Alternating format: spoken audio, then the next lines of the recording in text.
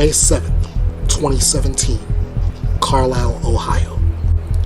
18-year-old varsity cheerleader Brooke Skylar Richardson gave birth at home and buried her newborn daughter in the backyard of her parents' house. 2 months later, she described what had happened to her doctor, who informed police.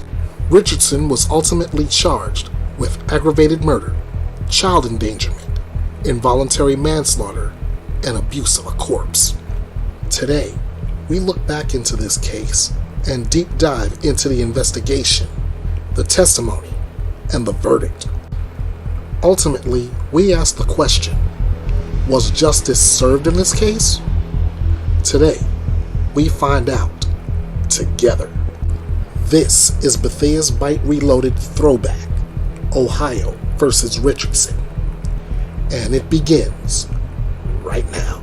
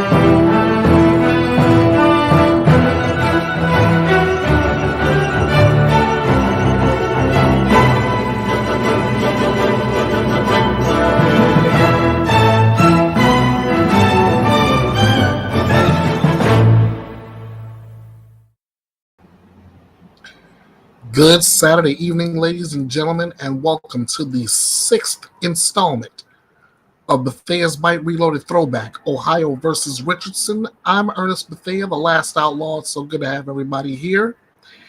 When we last left you, we had yet another expert from the prosecution, Dr.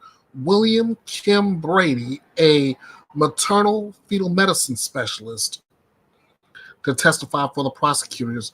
And now we are about to get ready to start a brand new week in the courtroom, and they're going to start the week by recalling the lead investigator on the case, Lieutenant John Fain. With his testimony, we're likely to also see more of the interrogation video. So I believe that is what's on tap, and you will see all of it in its entirety. So first off, I want to thank you all for joining. If you haven't done so, please like, share, comment, subscribe. Keeps this true crime engine running, and it's powered by you guys. So I can't thank you enough. Also, if you would like to join the open panel, which is always open, no matter whether it's a special edition like this or a normal weekend BETHEA'S BYTE Reloaded, all you gotta do is click on the link or copy it, put it in a brand new browser tab or window. I'd be more than happy to have you here. For everybody that's in the chat, everything we comment on, which is nothing but comments, statements, or views, it's all speculation, deduction, theory, and opinion. It's not considered as evidence or fact. Opinions are welcome here. That's what we run this thing off of, opinions. But attacks against everybody else in the chat is not. So if you don't like what someone had to say, all you gotta do is click on the three dots to the right of their name, click on that, then click block, and boom, you don't have to ever hear from that person. Last bit of last minute rules I want you to avoid all these things. I want you to avoid all racism, homophobia, attacks on other chatters, spamming, and kill the political talk and religion talk. This is all about true crime. This is a true crime case. All right. Now, the other part of the house cleaning I'm doing is starting with the disclaimer. Everything you're going to see in here is already covered by the Fair Use Act, because we're covering nothing but it's all about our comments, our views, everything. That's why free use is in effect. Trigger warning: everything you'll see in here in Lieutenant Fain's testimony, and testimony going forward, all the way to the verdict, it may trigger something in your mental health, and I want to protect that. So if your mental health is at a point where it cannot take anything you see in here, please stay away from this. And I want to give a shout out and props to Court TV for covering this case when they did. This is everything you're seeing is being covered by Court TV, your front row seat to justice. All right. Now that we got everything taken care of, let's go back to the courtroom. It is now time to hear from Lieutenant John Fain and hear and see more of the interrogation video. Mr. Fain, I would remind you that you're still under oath. Thank you, sir. All right, you may continue. Thank you.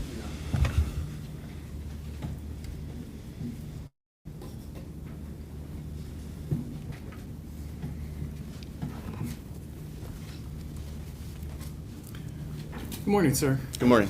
I believe when we stopped the recording on Thursday, when you conducted your interview with the defendant, Ms. Richardson, you were just going outside with her father to retrieve the defendant's cell phone. Is that correct? That's correct. And did you in fact go out, and was he able to provide you with that cell phone?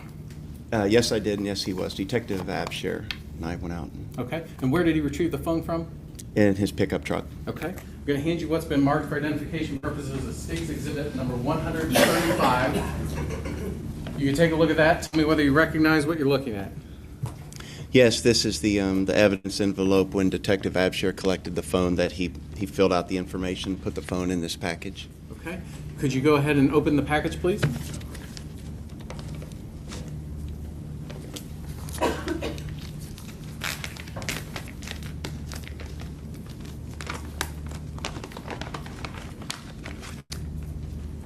And have you had an opportunity to remove the contents, sir? I have. Sir, is that the phone that Mr. Richardson provided you back on July 14th of 2017? It is. It's a standard iPhone, but what I recall from it was the case is what sticks on my mind. I'm able to tell that this is one because of the case that's on it. Okay.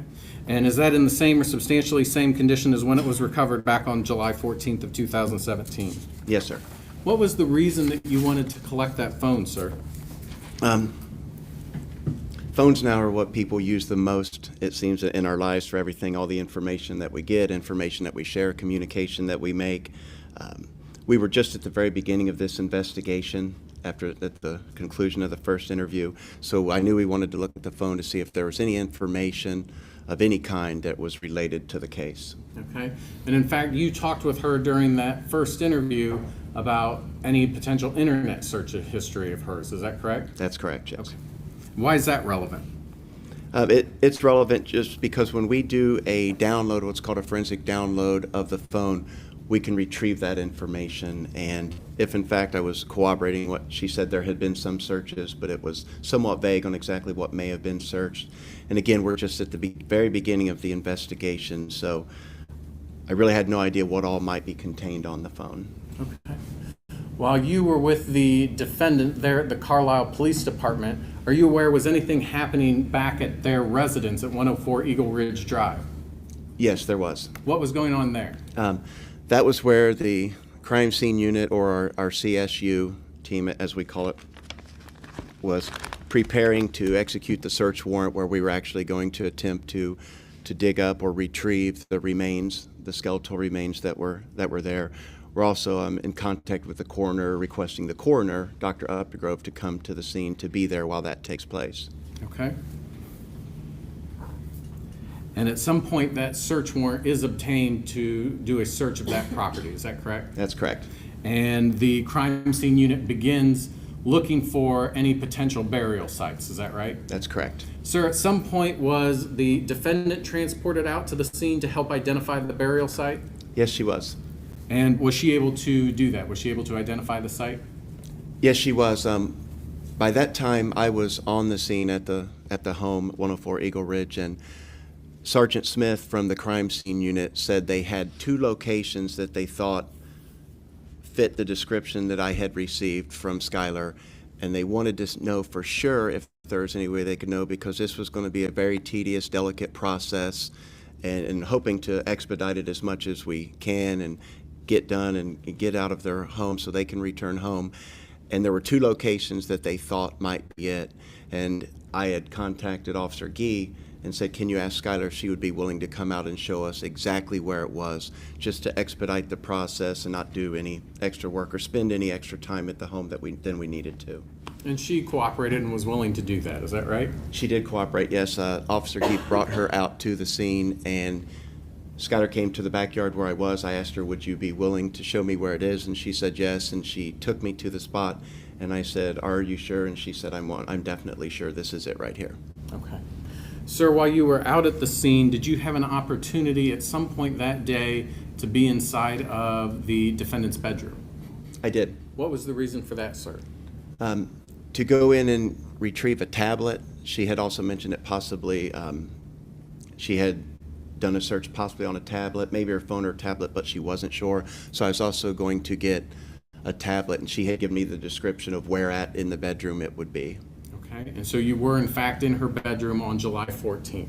I was. Were you also in her bedroom on July 24th of 2017 when the 3rd search warrant was executed and officers or the crime scene unit identified what appeared to be a blood stain? I was, yes. I'm going to hand you what's been marked for identification purposes as State's Exhibit number 61. If you can take a look at that and tell me whether you recognize what you're looking at. I do. This picture here is in Skylar's bed. I'll put it on the Oh, I'm screen. sorry. No, that's okay. I just want to make sure everyone could see what I was viewing there. Okay.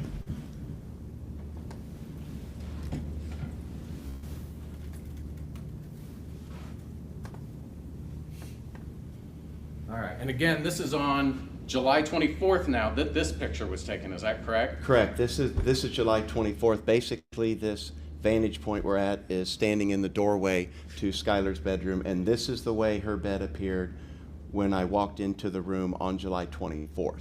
Okay. Could you describe for the jurors or show the jurors, and you can use the touchscreen and draw on it. Is that the same location that her bed was in on July 14th of 2017 when you were out there the very first time that the police were involved? No, sir, this was not the same location. In fact, the first thing that I noticed when I got to the bedroom doorway that day was that the furniture had been rearranged. The way it was on July 14th, the very first day when I was there, the headboard was rotated over so it would be in between the corner, this corner. The headboard would have been right here. And then the bed would have come out that way there. That was the way it was on July 14th when I walked in. So it was immediately obvious to me when I walked in on the 24th that the bed has been completely moved. And you said you were present on July 24th when what appeared to be a blood stain was identified on the carpet. Is that correct? Yes, I was. Was that area where that blood stain was located, was that covered by the way that this bed was now positioned on July 24th? It was, with the area where the blood stain was, with the bed being rotated now and the length sticking out from this wall here, it now was concealing the area that was open before when the bed was at its original position, yes. So that stain would have been exposed had the bed remained where it was on July 14th. That's correct.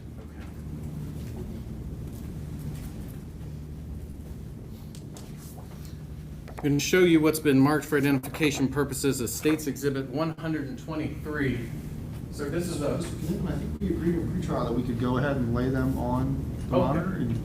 Am I right about that? Yeah, sure. Just to save the carpet a little bit. Sure.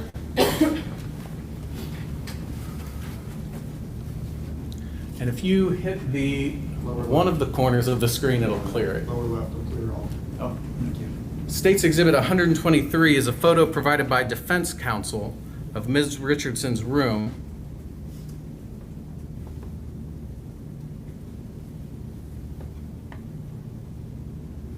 Sir, is this the location of the bed as you would have found it on July 14th of 2017? Correct. That's the location of the bed the first day when I was there. That's how the bed was. And the way that that bed's arranged, can you see, is that area where the carpet was cut out, where the blood stain was, is that able to be identified in this photograph? It is identified there with the bed facing that way. You can see it. The length is coming out from that back wall. So now that whole area is open. The bed frame doesn't cover it the way it is with the bed in this position, its original position. And can you go ahead and draw on the screen the area where the carpet was cut out, where that stain was? The area I'm referring to is this area here that I've just circled. That's the area that is exposed with the bed being in the position it was the first day I was there on July 14th. So that stain was right there at the edge of her bed. Correct. Okay. And sometime between July 14th, when you guys first became involved, and July 24th, when you executed the third search warrant, that bed had been rearranged to cover the stain. Correct, it had.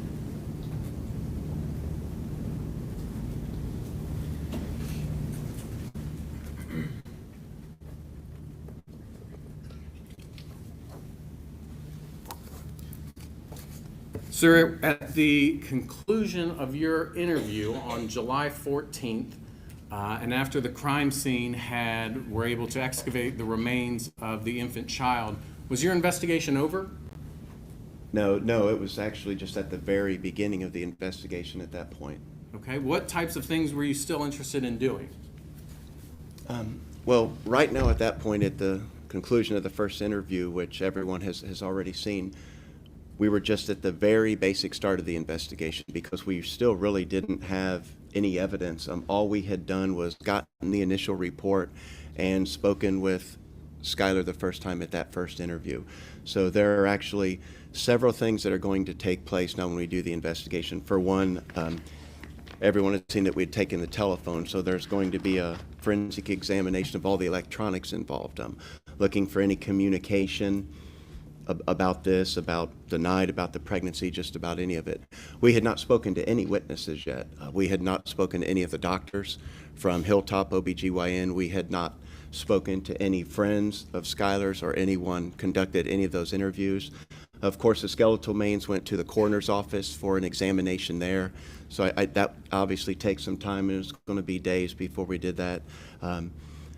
Search warrants for the electronics. There are actually several things in all different directions that are going on. And after that first interview, I had assigned the case to Detective Carter as her case, and so she was basically the one coordinating that and with the information, working with the crime scene unit. They're still processing evidence that they've taken initially, doing their reports. So really, it's just at the very beginning, at the conclusion of that interview on July 14th. I want to direct your attention to July 20th of 2017 was a second search warrant conducted at the Richardson residence. That's correct. How did that search warrant come about, sir? Through the process of the investigation, we're receiving more information, and I got a call from Doyle Burke from the coroner's office, one of the investigators there, and he told me that he had information from the doctor that the bones had possibly been burned, and also we were missing some bones, some leg and or foot bones. Okay. And as a result of obtaining that information from Investigator Burke, what do you do? When we get that information, we get another search warrant to do a search. I had been there Obviously, during the first time when we were conducting the search and the coroner was retrieving all the bones, and it was delicate work and everything was so tiny, and now I know we're talking about leg and feet bones, of an infant. So, and we're talking about bones now, possibly something, small, like as the size of a Tic Tac when we're talking about those bones. And the grave had been so shallow. I know time is of the essence, and I really don't know if we'll find any more bones out there, but we want to get out there as quickly as possible. So when we got that information, we actually did a search warrant and executed it that same day. Okay. And in addition to, and was the crime scene unit assembled again? Yes, they were. And they responded to the residents? They did. In addition to that, did you also conduct another interview with the defendant, Ms. Richardson? Yes, I did. Detective Carter and I did. Why did you want to speak with her again, sir? We had only done the one interview with her, which a lot of times when we have a report, we'll get one interview briefly, the initial interview we call it, just to see what kind of information we retrieve, and then we're also conducting an investigation to see what additional information we retrieve. It may corroborate what we've heard the first time, or it may be different than what we've heard the first time. But with getting more information and also just going through some of the phone stuff we're going through and continuing to gather evidence, we have some additional questions for her. Okay. And how was that interview arranged? How did that get set up? If I recall, I contacted Mr. Richardson again. At the time during this, I had his cell phone number and he had my cell phone number. And if memory serves me correctly, I believe I contacted Mr. Richardson and asked if he would contact Skylar and we could interview her again. And she came back down for a second interview, is that correct? She did, yes. Where did that interview take place? That interview took place again at the Carlisle Police Department, but like I said, at this time it was Detective Carter and myself instead of Officer Gee and I. Who was present? I think you just said it. Who was present for that interview? Myself, Skylar, and Detective Carter. Okay. And prior to that second interview occurring there at the Carlisle Police Department, do you again advise her of her constitutional rights? Yes, definitely. Even though we had done one interview and advised her the first time, that time period was over. So we again used the same form and went through all of her rights again just to make sure she was still at a point where she understood them and was willing to waive those rights and make a statement. We're going to put State's Exhibit 118 on the screen.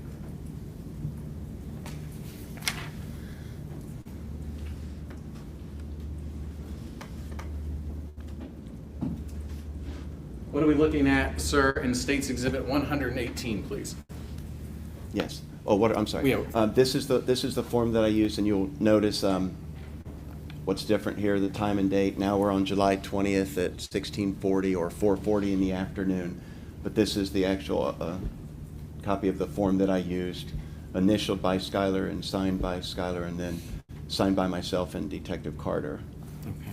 And again, when you go over that form with her, is that captured on the audio and video of the interview that you conduct with her? Yes, it is. Because that interview was audio and video recorded, is that correct? Yes, sir. Your Honor, at this time, by stipulation of the parties, we request to play State's Exhibit 121 and pass out the transcripts. Ladies and gentlemen, the rules that we had for our last video statement also apply to this audio and video statement, which is that we are going to distribute to you some transcripts that may help you follow along. They might not. You've already been through this once, so you may have some idea about that. I will remind you that the video and the audio are the evidence. The transcripts are not the evidence. If you find that there is a discrepancy between what you see and hear and what you read, what you see and hear controls, not what you read. If you don't find that it is going to be useful at all for you to follow along, then you don't have to. Just set it face down on your lap or on the floor. You are not permitted to skip ahead, so if there is a break or something where there's nothing going on, do not read ahead in the transcript. Just wait until the audio and the video catches up. You can go ahead and distribute those at this time. Also remember, if you're taking notes, do not take notes on the transcript because you will not have the transcript with you in the jury room.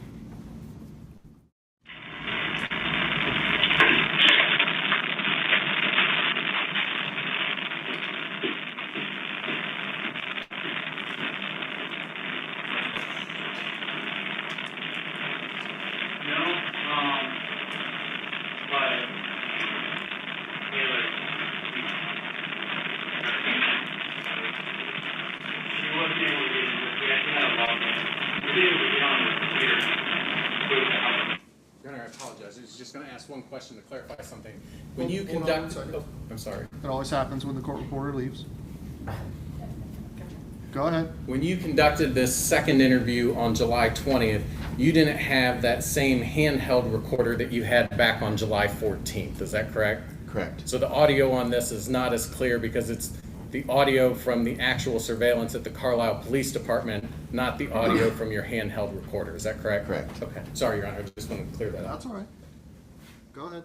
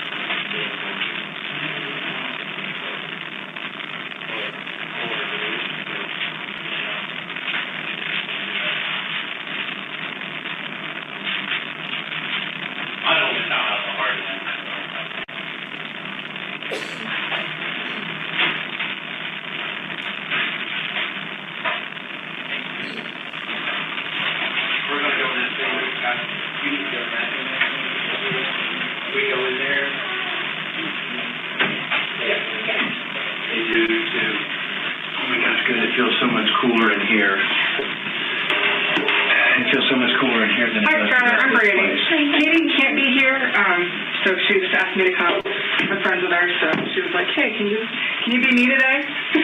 She is friends with Kate, and she is a detective. Brandy's a detective that works with me, so she's here today to talk to you. Just turn my phone off. Is your phone off? I don't have it. Oh, okay, perfect.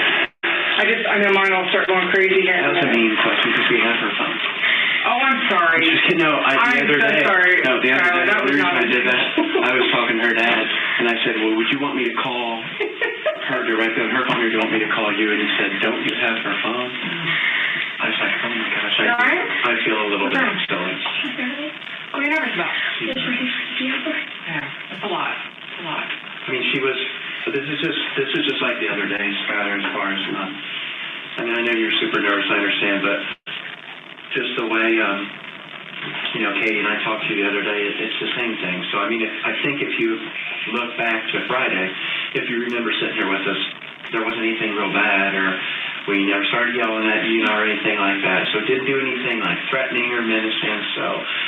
And I understand that, Renner, but today's going to be just the same. Okay, if we won't be here as long as we were the other day. And I'll get to go home with my parents.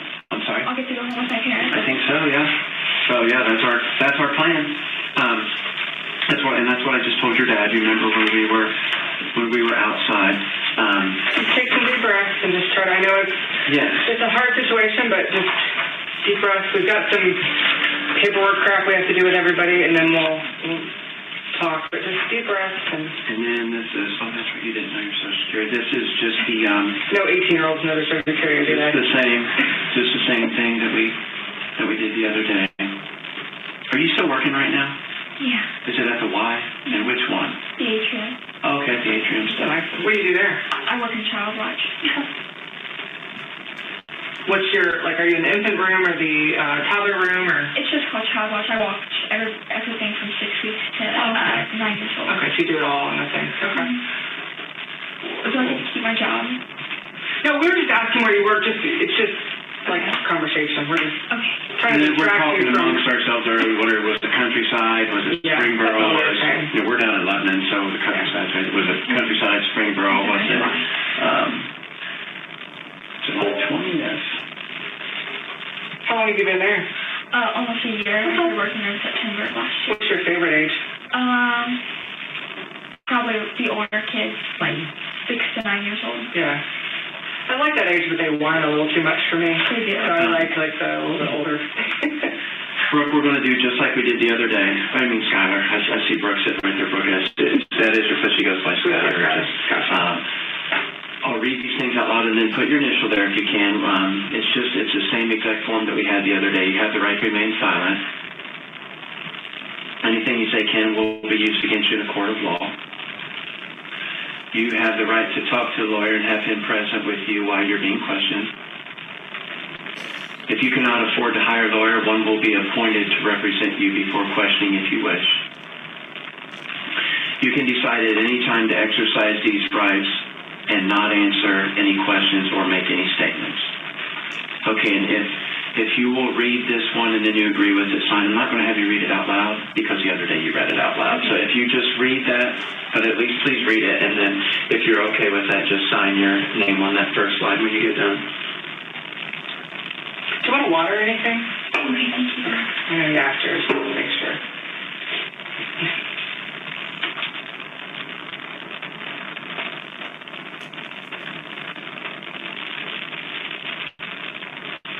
$7:20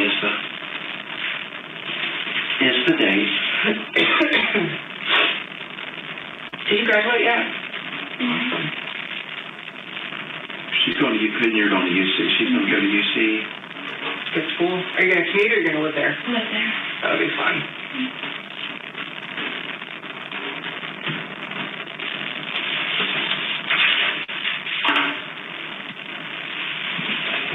Okay, like when you were first walking in, I said I was going to ask you how things going, but it's probably pretty rough. I mean, just waiting, or how's things with mom and dad? Better. Have you guys had a chance to talk, or? Yeah, I've been talking to my mom a lot. A lot. Okay.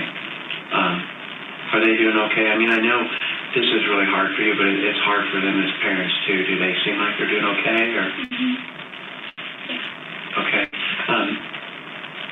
Do you think, do they have a better idea of what's going on now since all that happened? You've had a chance, and I'm just kind of curious. I mean, I kind of wondered for them, because I know they were just really hoping to get some answers the other day, and I was like, well, it'll be so much easier, if you talk to Skylar, and you guys just talk, and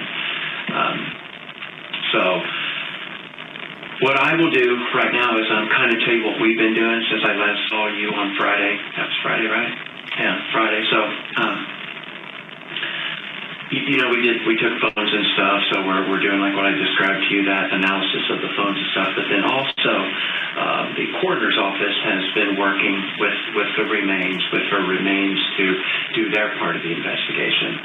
Okay, and do you ever watch any shows like that where they show the forensic anthropology stuff? Because a lot of people do now, and you see the stuff that they can do, and it is like unbelievable how they can do that stuff and just examine that stuff. So, and they're like medical doctors who've been going to school probably half as long as you've been alive. So they've been doing their part while we're doing our part. And so as a result of that, and then us having a lot of conversation with the two doctors primarily that have really been looking at her remains, we have some more questions. Okay. Did you tell them to go ahead? I'm sorry. On scene? Did you text them? Oh, sorry. No. In our house. No, we've got another situation going on down at the main office, and I just like popped in my head before we kind of got started to make sure that he told them to go ahead. He's like the only boss here. You have behind-ers. Yep. Can I tell him? Yeah, can you? He's the only boss this week, Skylar, so it becomes trying to make sure that everybody does what they're supposed to do. You know how that works at work, right? You gotta make sure everybody's doing their job even when the boss isn't there. So he's our only boss because the other one's out of town.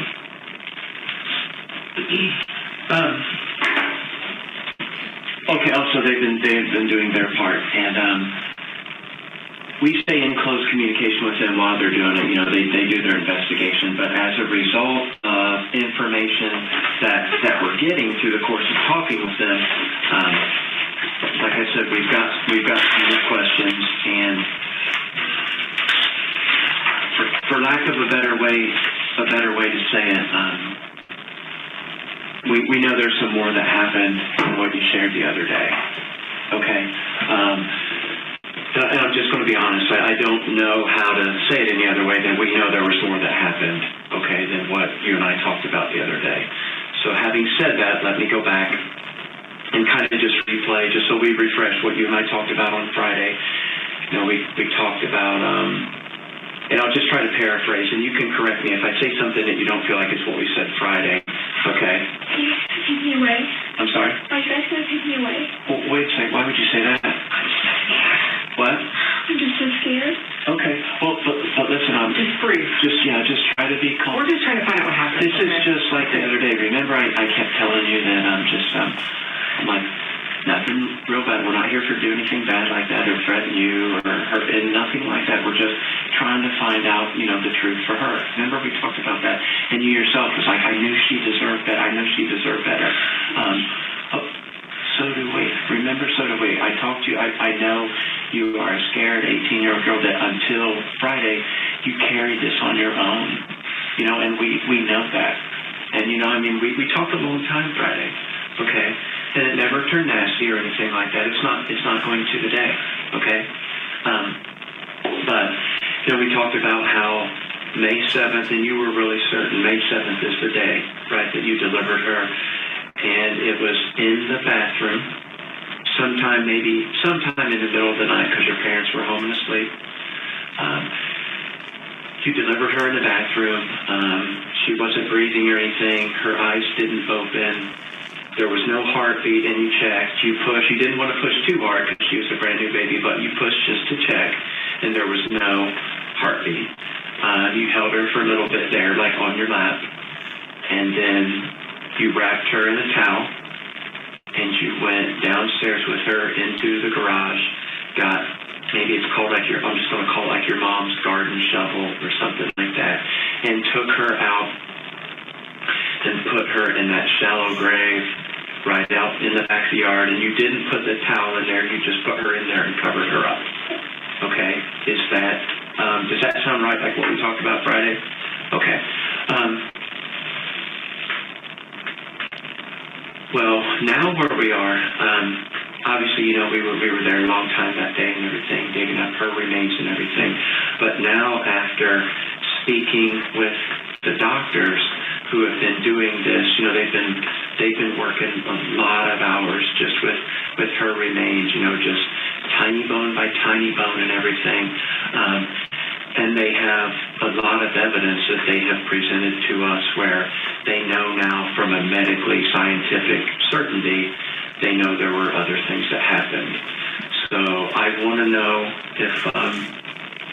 if you want to tell us, more of the truth about what happened, because we know there was a lot more.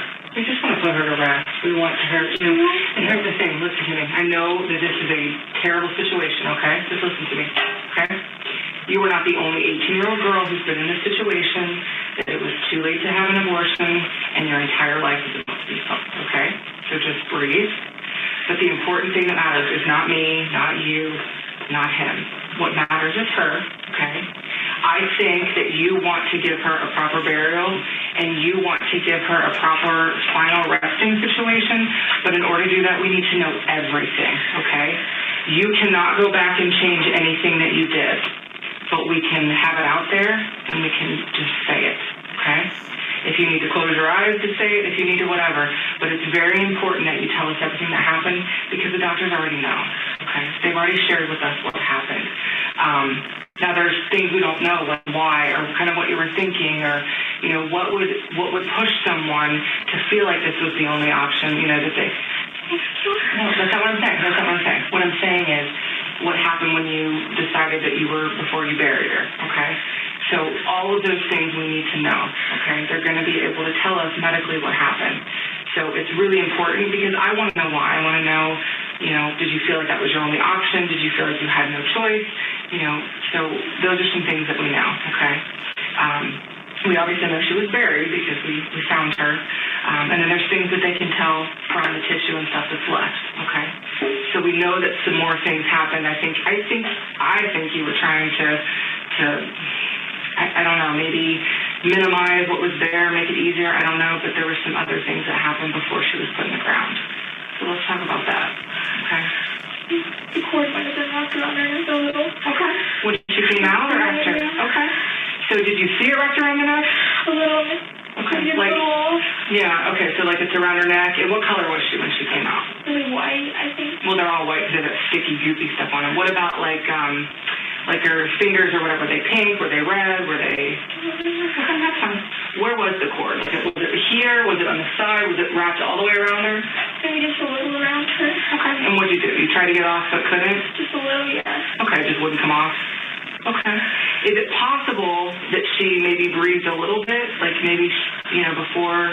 Maybe. Okay. So you tried to get the cord off and couldn't? So was there a time, because I've had a baby, he has not, but I have. So there's not just the baby that comes out, there's a whole lot of other crap that comes out. So is it possible that, because you were on the toilet when you had her? Okay, is it possible that she went down in the toilet for a second? Yeah. Okay. I tried to catch her, but I couldn't. There's no way you can, she's too slippery, you can't catch her. I was just by the other end a little. Okay. Okay, so were you sitting on the toilet? Were you squatting over it? Or? I was sitting on the toilet. Okay, so she falls in, and are you like in shock? Like, I would be in shock if this thing just came out of me in the toilet. So how long do you think she was in the water? 5 minutes? 2 minutes? Maybe 2-ish minutes, maybe. Okay. Was she moving at all? Like a little kick or anything? Okay, well, it's probably hard to look at. So when did you notice the cord was on around her neck after you saw her in the toilet or before? Everything just came out at once, maybe just a little. So it's... Was she, I'm sorry, was she, I guess she was probably head first into the toilet because she both came out. So like, how did she look as you looked down in the toilet and saw her? I mean, I'm assuming there was water, probably the normal amount of water in the toilet. So do you know what was her head part under the water? I don't think so. Okay. How did she look as you looked down into the toilet? Did you not look at her? I mean, I don't know. I kind of just, I looked and I did. Okay. Were there like bubbles or anything? Sometimes there's like bubbles. Like, did you remember seeing any people looking at her face? And was her face in the water or like to the side, or was it not? If you remember. Okay. But she was head first. When you said maybe she hit her head, did you hear something that maybe made you think Well, that? she just plopped out. Yeah, they come out pretty fast, especially when you're young. So I think she probably did hit her head. Okay. I mean, I wanted to catch her. You can't. They're too slippery. Even, like, I don't know how doctors Have the hardest time too. Even doctors, when they're waiting, they still have the hardest They're time. covered in that goop. Okay. So maybe she was breathing. She left in the toilet for a couple minutes. And if I say something wrong, correct me. Don't. And then did you, like, walk away? Did you kind of stay in the bathroom and think, what am I going to do now? What did you do? Yeah. Bleeding so much. A lot of blood. What about the placenta? The big, like, it looks like a big thing of meat. What did you do with that? A little after. Okay. And what did you do with that? I buried it with her. Okay. Okay. Did the placenta go in the toilet, like, on top of her, or? A little after she was out. Okay. So you see she's in the toilet for a couple minutes. What do you do after she's in the toilet for a couple minutes? What do you do with her? I put her in the towel. Okay. Okay. More. If I hold her too tight. Do you feel like she was breathing when you were holding her and you held her too tight? Okay. When you, so can you describe for me, like, taking her out of the toilet? Like, how did you take her out of the, did you put her in the towel? How did you take her out of the, right through your hands? Like, are you being careful because it's a baby, or do you remember, like, where you left her? Did you try to get, like, her neck? I'm just picturing her head first, and are you trying to reach in? Or? I'm trying to do it carefully with the hand. Okay. And again, we're just trying to ask, because we were there, we're just trying to picture, exactly. I just want her to be rest. Everything. Yeah, absolutely.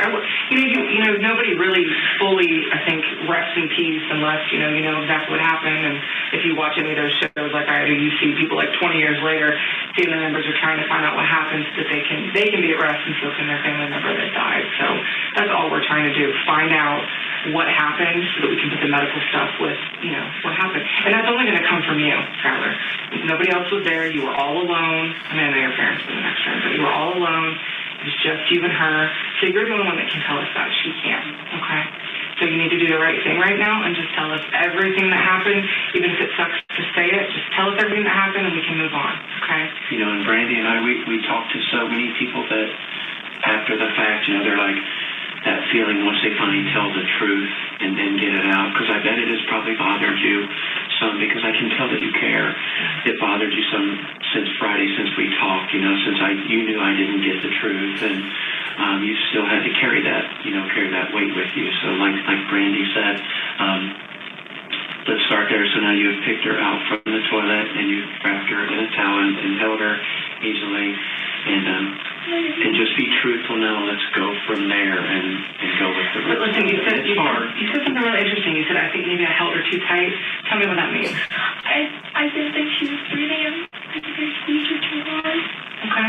But it was so I know. It's okay. It's okay. You can't. It's okay. You were trying. I think that might have killed her. Okay. Okay. I think I killed her. I think I killed her on purpose. No one said, Skylar, no one believes that. Just squeezed her. Skylar, I loved her. no one believes that you would do anything to her on purpose. No one believes it. Okay? I'm gonna go kill Listen to me. Wait, sweetheart, we are just. Those are not questions we can answer for you We're right in now. we're in the same place. We just are still, you know, you're talking about a lot of the different stuff that the doc. So we're just still trying to do right by her. We're so focused, like Brandy said. It's not me or you or Did you name her Brandy yet? that's important. What's her name? Annabelle. Annabelle. Okay, so let's not calling her Annabelle. All right, so it's about Annabelle, okay? You can't change. You can't go back and change anything. I don't have a magic wand, okay? I'm so sorry. Let's just keep talking about what happened, and then it'll all be out, and we'll be done, okay? Can I go home with my parents? I can't answer that for you right now, okay? I don't know what all happened. I haven't finished talking to you, okay? All right, so you think you squeezed her too hard, so she's... And I feel like when you say that, maybe you thought she was breathing before and you didn't mean to. I don't think you meant to, but you squeezed her too hard. Okay. How long do you think you were squeezing her? A little bit. Okay. A little bit. What makes you think you squeezed her too hard? Like, what makes you think that? Looking back now. Not then, but looking back now. Because I squeezed hard. I did, like, not so hard, but just like I just want her to go. Okay. You think that's when she died? Maybe.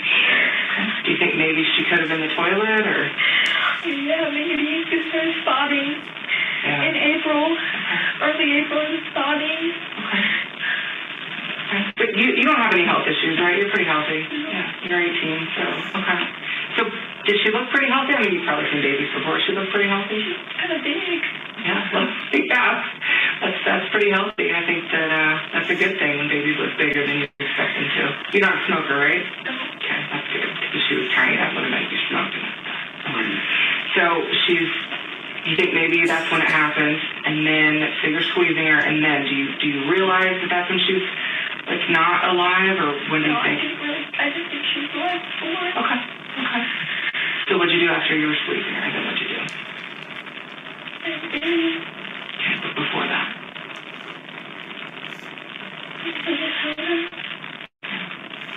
Tell me about the fire. What fire? There's some evidence to show that there was some burning on her. Didn't burn her. I promise on anything I didn't burn her. My dad has lots of bonfires, but I didn't burn her. There was some charring and stuff on some of her bones, so. I didn't burn her. Are you sure? I swear on anything. You're sure? That I'm sure of. I'm sure of. You didn't did you burn anything around her? Did you try to maybe melt the dirt or anything? No. Was there any reason for any of that? No. Was there any, I know you said the other day there was no one else that knew or involved or anything, but was there anyone else? I mean, now that you're telling us more truth, you're telling us a lot more truth today. Is there someone else that knew this or helped you this day or anything? No, and I did nothing with fire. Nothing. Is it possible originally you put her in the fire pit before you? No. I don't mean with a lit fire, but I mean put her in the fire pit. No. What about, okay, maybe not fire, what about some other heat source? Was there any heat involved in anything? This was been after she was dead, so it's not like no microwaves, no oven, no nothing. There's basically her bones have, not all of them, but some of them have some charring, which means that there was some burning. That's what we're trying to figure out. Yeah. And if there's nobody else involved, and there's no one else that knew about this, and you were all alone, unfortunately, Well, that's what we're trying to figure out. I think there's an explanation for what happened with the something. I think there's some sort of way that we can figure out what happened with something, because, that doesn't just happen, that your bones get like that. So, and from all accounts, she looked like a pretty healthy, normal baby from what you're saying. So I don't think, there's just no way it would just happen. So I was thinking maybe you were just trying to kind of get rid of something, or I don't know. But I mean, you buried her. It's not like you just threw her in the trash. So that's good. No, anything that you can think of, like anything at all. Because again, you were in shock, I'm sure. It was a terrible, terrible night. You were all alone. Just think about if there was anything that could explain that. Because that's the medical fact. I'm not just telling you that. I'm not, just making it up. I mean, something happened with some fire or some heat source. So we have to think about maybe you were out of your mind. I don't know. Something happened, but there was something with a fire. And Skylar, we're not.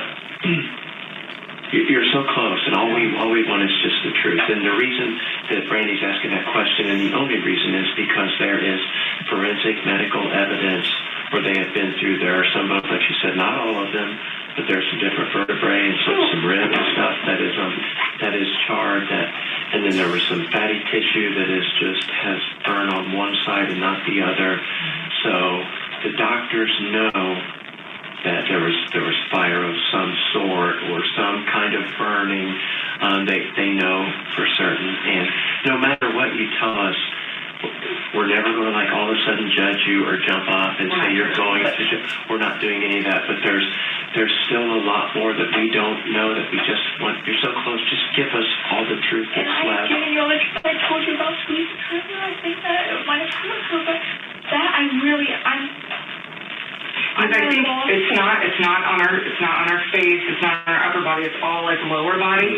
So I wonder if maybe it just was one of those things where you just thought, well, maybe I can do this, and because I think a cremation, I'm gonna have some ashes that I can keep of my daughter and keep those, and then you realize it wasn't a good idea because you're a good person. That's what I think happened, because there is some charring, but it's not all of the bones, and I think you decided, okay, this isn't a good idea. This isn't what I want to do. This is what I want for my daughter. Annabelle was better, and then you just took her. And that's what I think happened, because her entire body's not burned. It's not like it's some horrific thing.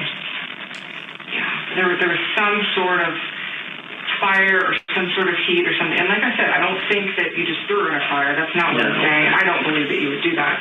I think there was some sort of attempt, and then you were like, oh gosh, this isn't what I want for my daughter, and then it stopped. I just want to tell you. I just gotta know why there was fire.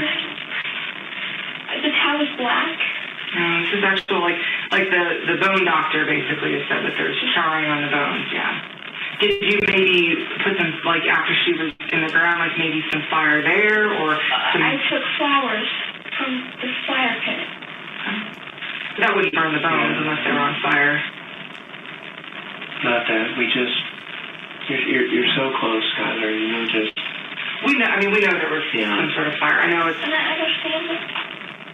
And I know the other day you're like, I just wanted to do right by her. I wanted to do right by her. Well, we have a friend. We have these bracelets on that say 822. He was one of our best friends who was killed, and he was cremated because that is a very acceptable, and that's what when I first heard this, I wondered, well, maybe she was going to try to cremate her because that's very acceptable, that's normal, it's in the Bible, ashes to ashes, dust to dust, and we're cremated to get back to ashes, to get back to the original form we were created from. Keep it with you.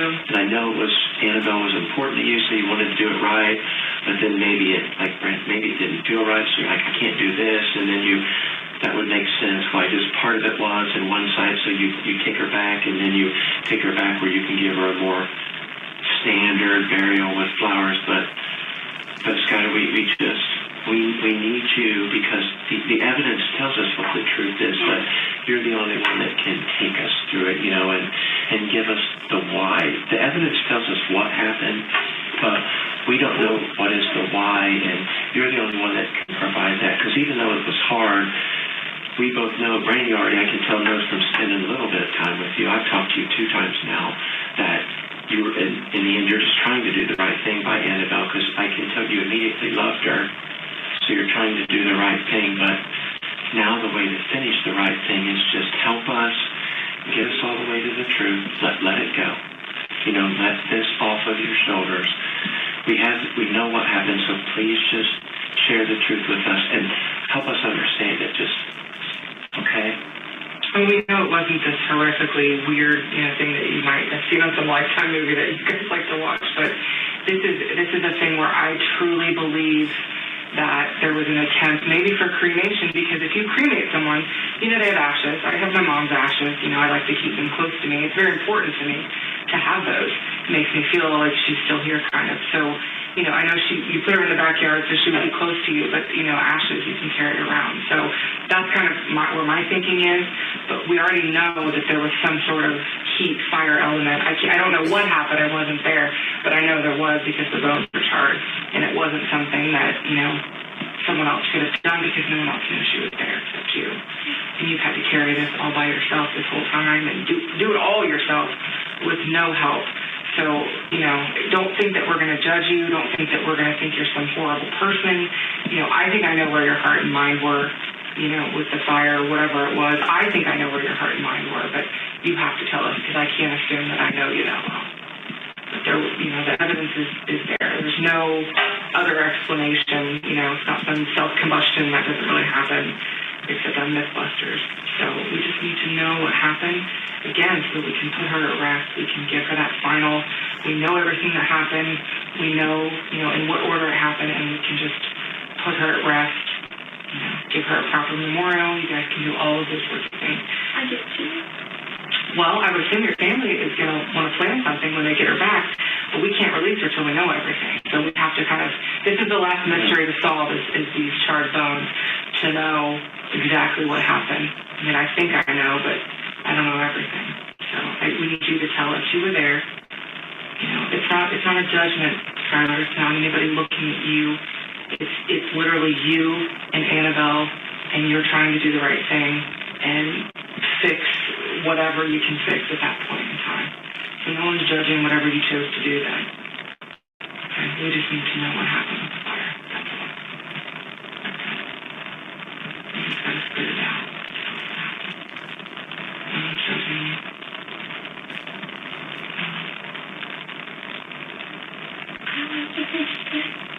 You gotta tell me. I don't want to put words in your mouth, Skylar. I don't want you to, I want you. I think I know based on what I know of you so far, but I want you to tell me everything that happened and everything that was going through your mind so that I can understand. I want to hear it from you.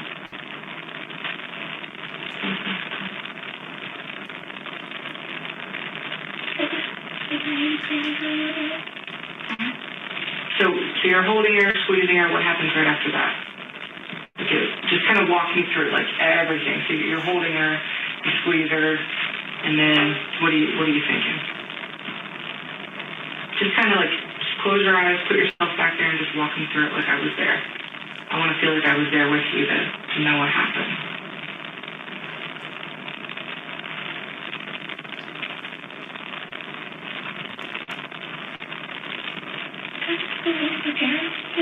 I'm sorry. I think so.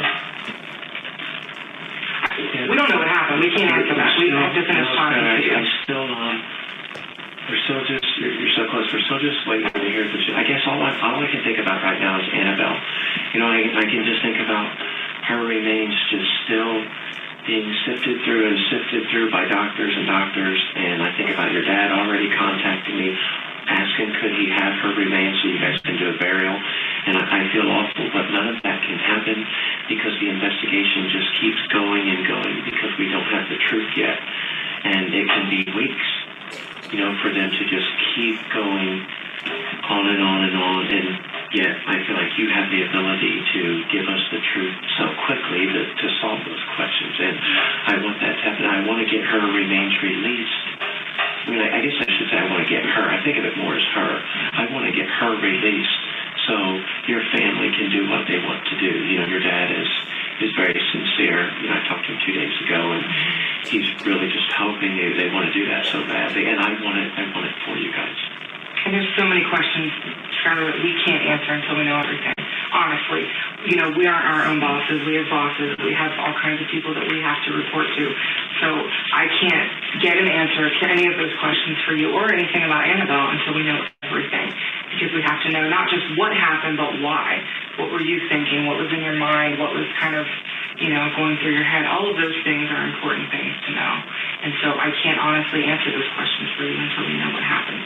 We know medically what happened, but there's a big difference, I think you would agree, between someone throwing someone in a fire and someone having a reason and some sort of justification for why that happened. Does that make sense?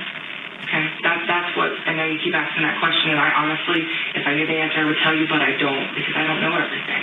I have medical information, and then I have a little bit from you, and I have this huge kind of hole in the middle, and that's all I've got. So I don't ever want to lie to anyone, and I don't ever want to tell you something that's not true, so I can't answer that right now until I know everything that happened, okay? But right now, it's about Annabelle. It's not about me, it's not about you, it's not about him. It's about Annabelle and knowing what happened, and knowing that someone just didn't throw her in a fire and then, that sort of thing. Because I don't think that's what happened. Just walk me through. You're squeezing her, just walk me through everything. Tell me everything that you were thinking and everything you did, just so I know. Like I was there.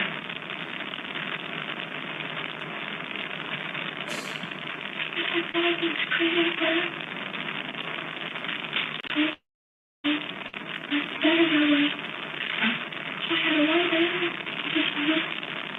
Where'd you put her? No, I mean, like, before the lighter. Where was she? Okay, and then where? Grab the shovel. Okay. Well, so was she, so you're holding her, and then you grab the shovel and the lighter. Was it like one of those camping lighters, or was it just like a cigarette lighter? Just like the lighter we have in the shop. Like a clicker with a long thing? Like the long one you go. Yeah. Okay. So where do you take her to try to cremate her? You think? I'm trying to remember, like, where? Yeah, she was in there. In the hole? So you dug the hole first? Okay. And then you put her in the hole? Okay, and then what did you do? Okay, where did you put the... It's all right, look. It is what it is. You can't change it, Skylar. We're not. You're just... I'm scared I'm afraid of it. You are telling us what happened. Nothing's going to change what happened, okay? But your intention was to try to cremate her. So what part did you try to light? I guess I just...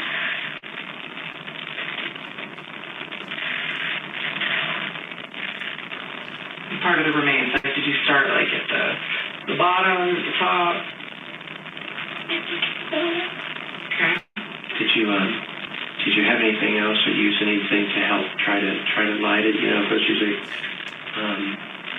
crematorium, there's things that make it intense and make the fire to help the process. You didn't have anything to, like any kind of lighter, fluid, or gasoline or anything to try to help light to help. I'm sorry? Yeah. You didn't? So just like the lighter on like the feet or something? Yeah. I don't want to put words in your mouth, but like feet, legs. I mean, you didn't put it on her face. I mean, so I mean. And her, the towel was not on then, right? Or I know the other day you said it wasn't when you put her to the ground, but so the towel was not on. I just want to make sure that's still okay. And then did the remains ever catch fire? Like, was there an actual fire?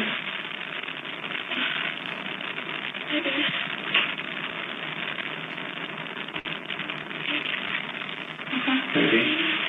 Well, The little bush. Like some leaves? Okay. Was it dark outside or was it daytime? Dark.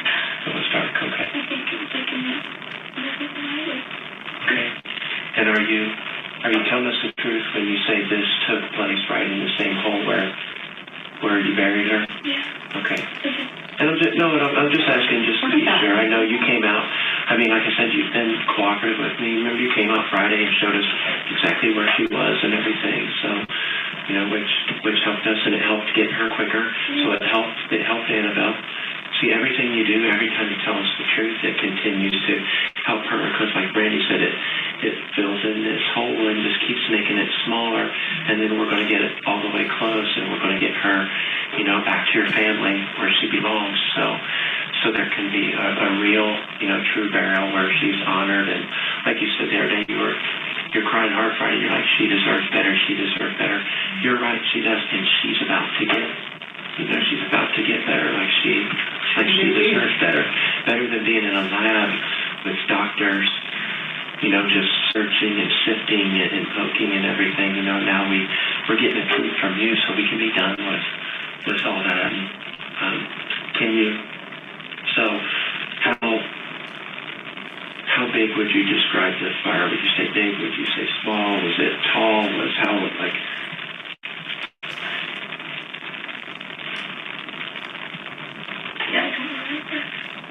How far up did it go? Like, was it like shin? I know baby legs are super little, but like, was it like this much? Like, if you want to use your forearm, was it like this far up? Was it this far up? Do you know how far up the fire went? Okay. What about to her, chest area, stomach?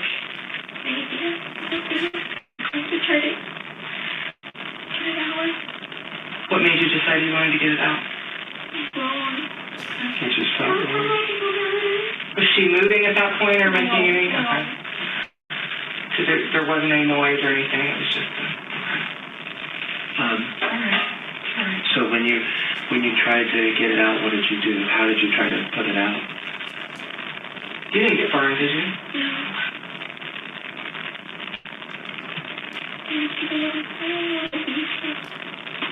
Yeah, just like she would try to get the flames down, or Just get it off, leave. okay, and just try to do it quickly. You changed your mind. You said it felt wrong, so you tried to change your mind, and okay, which we understand, and I can see that being a natural reaction. You didn't feel like it was right for. Were you successful? I mean, once you were doing that, were you able to put the fire out, or did you have to go get water or anything to help you? Because a lot of times it's hard to get the fire out even with just dirt. So you're able to get it out before it reached her face. Maybe. How long, let me just ask you this, because I know cremation takes a while. How long do you think, once you kind of started the fire, how long do you think that it went on before you put it out?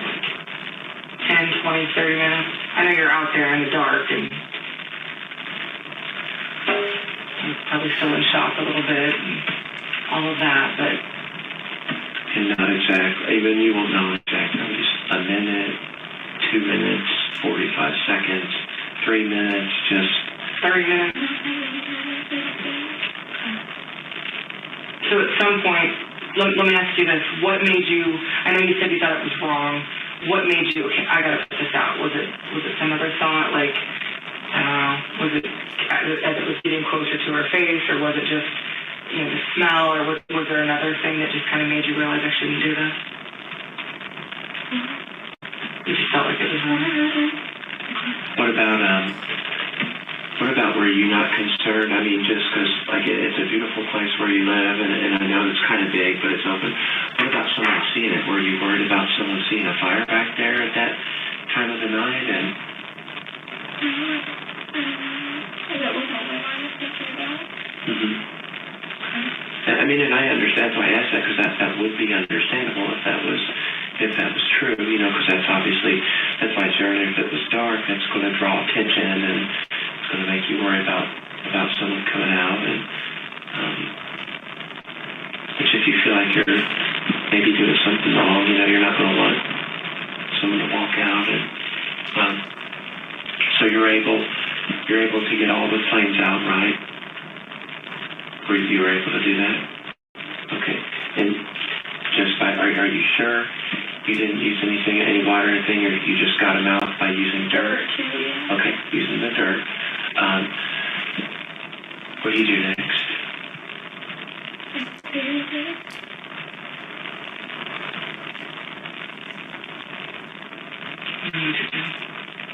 Put the top kind of on top of it. Which is a pot that was there when we went out. Then what do you do for yourself? What do you, at this point you've been through a lot, so what do you do? What do you do? Is that where you put it in the trash can thing outside? Okay. And you said you buried the placenta too, right? Did you put that in? What order did you put that in versus her? After. Was it after the fire or with the fire? Just so I could kind of have an idea if that was in there or not. It's kind of a weird thing to carry around. Like, it's an odd matter.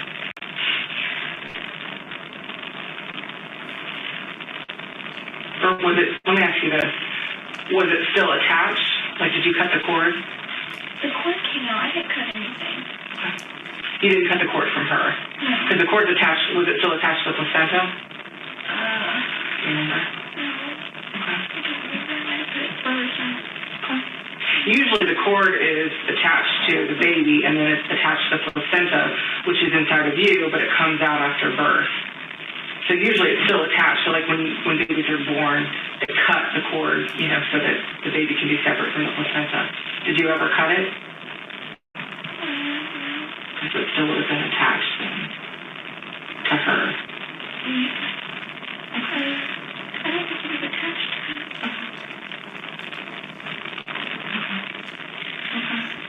So you maybe put the placenta in before, but you're not sure. Okay. So that may have burned as well. So let me just ask you this really important question, okay? Because it's really important. I mean, you've already told us most of it, okay? Just listen to me. At what point, because I feel like, you know, you're a mom now. You've had a kid. I mean, she didn't make it, but you've had a kid. So you have that kind of intuition. At what point do you feel like she stopped breathing? Was it in the toilet?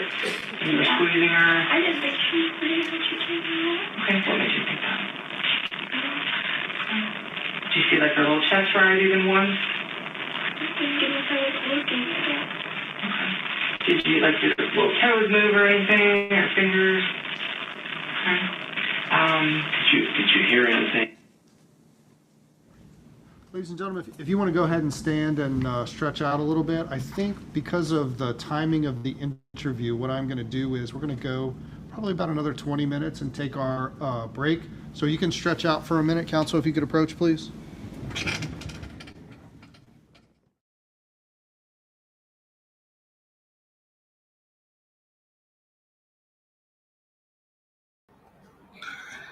Just to give you a bit of a reminder of what you're watching right now, if you're just joining us, Lieutenant John Fain is on the witness stand, but everyone in the courtroom, including the jury, is watching more interrogation footage of Brooke Skylar Richardson after she was taken into custody. So if you have any comments you would like to share on this during that interrogation, I welcome it. Let's just make sure we're going the right way about it. All right. Back to the courtroom after that break. You may be seated. Mr. Knipp and Ms. Kraft, you may continue. Rewind it just 10 seconds just so that we get the whole. That's fine.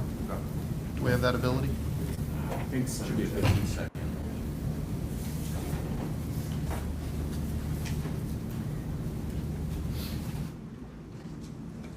Unless I was looking at it. Did you like did her little toes move or anything? Her fingers? Okay.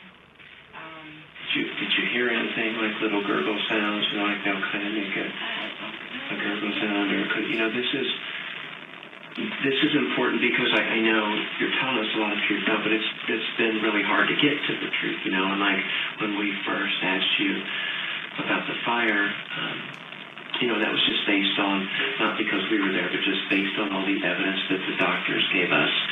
When we first said that, you know, you leaned back and you're like, oh my gosh, no way. But then as it turns out, you know, you decided, okay, I'm just gonna tell them that. So, you know, and this is Annabelle. She was a good size. I mean, she was a good size little girl. You're a healthy girl. You know, and from what it sounds like, you had a regular labor. If there's such thing as a regular labor, it sounds like in / delivery, sounds like you kind of had a regular one, and you really you seem sincere, like you felt like you might have made her stop breathing, or you said you felt guilty because you felt like you might have accidentally killed her when you squeezed her so hard. That's why I kept asking you why. The only way you're going to feel like you accidentally did that is if you had some reason to know she was alive before that. You see what I'm The way you like you're saying, like it I'm just saying? made me think maybe I just made me second guess myself. No, I said, like, what we were just saying is we were just trying to figure out what happened, and you said, I mean, you got really upset and really kind of broke down. You said, I feel like I killed her when I was squeezing her. I just didn't, like, there was so much I didn't do. I could have thought I didn't pay attention to. Like what? What do you feel like? I mean, looking back, you can't change it, but looking back, what do you feel like you should have done? Just stared at her. Maybe got her out of the toilet faster. That's what I was going to ask Skylar. What was it? I mean, I know this pregnancy wasn't what you planned or anything, but I also know, I think that as you being a mom, I think you basically I feel like you kind of fell in love with Annabelle right when you saw her. I feel that. Never been a mom, but I do know I don't think there's a stronger bond in the whole world than there is between a mother and their children, boy or girl, whichever they have. So You owe that to her. I think you immediately fell in love with her, and you made us, or you said you're worried that you did something, and there's so many more things you could have done. You're just holding something back. I think that, I don't know if you heard her cry. I don't know if she whimpered, but there's something that you're holding back for whatever reason, and you're so close, and it's kind of like the fire, because it's so hard to say. We don't think, and I think I can speak for both of us, I don't think you killed her, but I think you had signs that she wasn't alive, at least just a little bit, but I don't think you killed her. But I believe that, based on everything and talking to you, and I just believe that there are signs that she was alive at first. And then I don't think you tried to kill her, but I think there were signs that she was, and I want you to, please, for her, just tell us what those were. How did you know at first, that she was probably alive just a little bit? Maybe I saw it on church when I was cleaning up, and I don't know if I... And I'm not trying to get you to say maybes or anything, just please. Share the truth with us. Skylar, you're so close, and you were so sincere when you were worried that you did something accidental. We all three know you didn't do anything on purpose, but I know you were so sincere. Like, one thing, Skylar, I mean, we talk to so many people, and if you could see yourself from across here, there are certain things when you got to that part, just your facial expression was so that you were so sincere, like you truly felt awful, like you did something, but you knew you didn't do it on purpose, so those feelings were genuine. But what that also tells me for 100% sure, I know that somehow she was alive, like before that, and that's why you're worried you didn't do something that could have helped. Why did she made a noise? Maybe noise. What kind of noise? Maybe a little noise, a girl, but I didn't know if it was something else, and then I didn't hear another one. Another one? Okay, which is natural, because that's what, I mean, again, I'm not a mom, but I've been in the delivery room for 4 of them, and there's like kind of a gurgle sound, and the doctors will suction out, that stuff. I didn't hear it again. I'm sorry? I didn't hear it again. Okay. Was that like when she was in the toilet, or was that when you were sleeping? I think. No, that was when she was in the toilet. You heard like one gurgle and then not another sound. I thought she said, you thought you heard maybe one more gurgle? No, I said I didn't hear it. Oh, you didn't hear it. Just the one. Okay. What else made you think that at first she was alive? Besides the gurgle sound, tell us about, because one thing babies will do is, I know, even as they're getting ready to do that suction, like the second when they first come out, they're like their arms, sometimes they're kind of like this, or they don't know what. She might have moved, but I didn't look right away. I was like in shock. I understand. Yeah, a baby just fell out of you. I mean, but that would be shocking. shocking. You're doing this by yourself in your bathroom. Your parents are home. But when you did, when you did finally look, what else were you able to see or hear? Did you see an arm, either arm move or both arms move at some point when you did look? It's okay. We're just trying to get, I'm just trying to know, I want to be able to tell the doctor what all signs you saw, how you know the baby was alive just a little bit, the Annabelle was alive a little bit. I'm just trying to help that. I saw her arms maybe a little bit. Moving on. Was that also when she was in the toilet, or was that? Yeah, I think I picked her up and go What about legs? Because I guess they would have been the closest part. maybe, but maybe she was squished up. Oh, okay. And when you say maybe, what does that mean? Because we're not trying to put words in your mouth, Skylar, at all. I know that you made it clear that she was alive at first. So You know what happened. I mean, you just have to say. See, it's okay. Like I told you, nothing changes. Every time you tell us the truth, nothing is changing, you know? Yeah, I just wasn't really ready for it to be over. I want to go to jail. Dear, I know you are so ready, and what's doing is you're finally think about all the truth you've told today compared to where we were last Friday, okay? Think about how proud Annabelle would be to have you as a mom for being honest about what happened.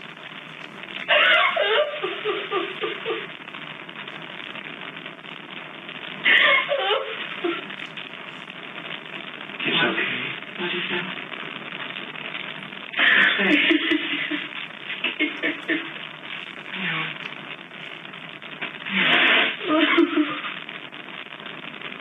Do you think that leaving her in the toilet is what stopped her breathing?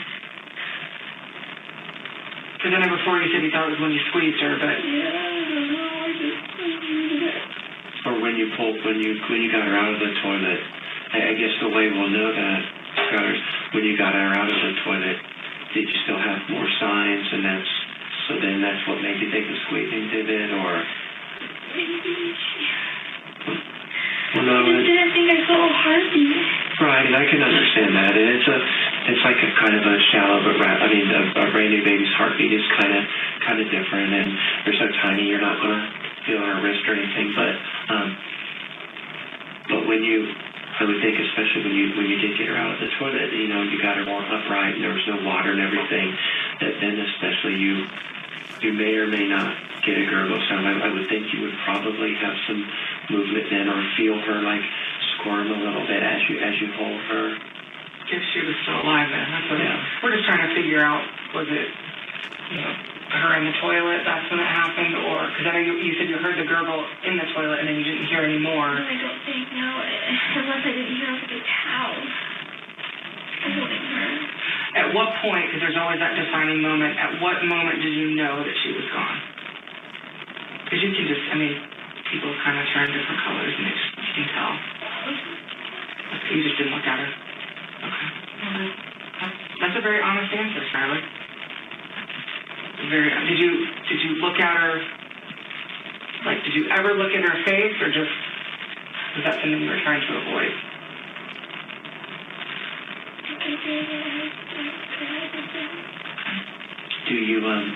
Can you remember, do you know if she had any hair? She did, okay. Because some babies have a lot, some just some fuzz, and some have none, and so you think that she did? Okay. What color was it? Just dark. Okay. It's okay. Just breathe.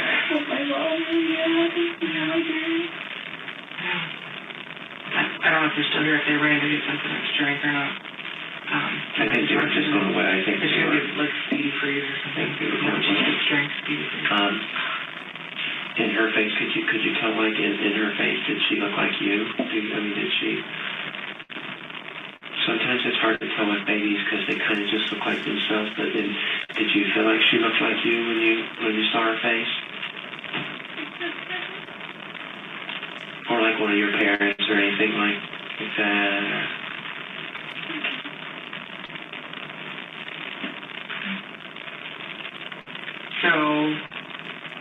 probably, well, not probably, what I'm hearing you say, and please correct me if I'm wrong, is there was no movement or signs of life after the toilet that you remember. Well, you're not a doctor. I don't expect you to be able to, I just wanted to be clear about, at what point you thought she was gone. That's all. I just wanted to kind of know for her. Let's ask it this way, Skylar. How long, and again, I don't expect you to know exactly, but how long do you think that she was alive? Like just your closest guess. I mean, I know you're not sure how long she was in the toilet, but how long would be your closest guess how long she was alive? It's a lot. It's a lot to do with a team of doctors around you, let alone by yourself, so I get it. Just try to think so that we have an idea of how long she was alive.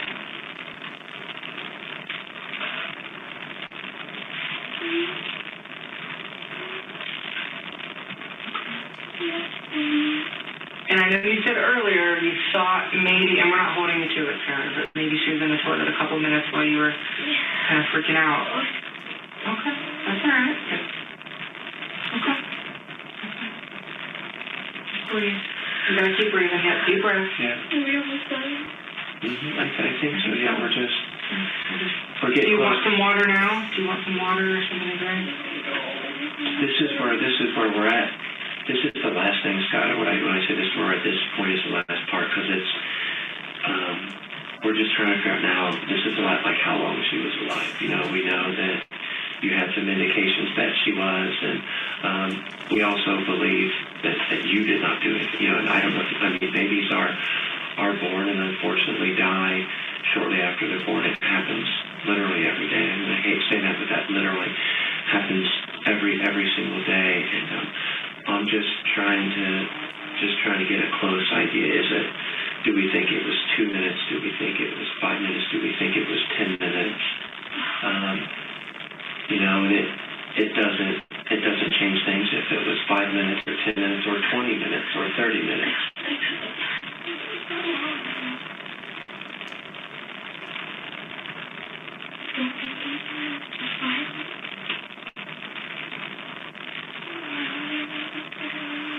Five minutes that she was alive, or 5 minutes that she was in the toilet? Maybe she's alive.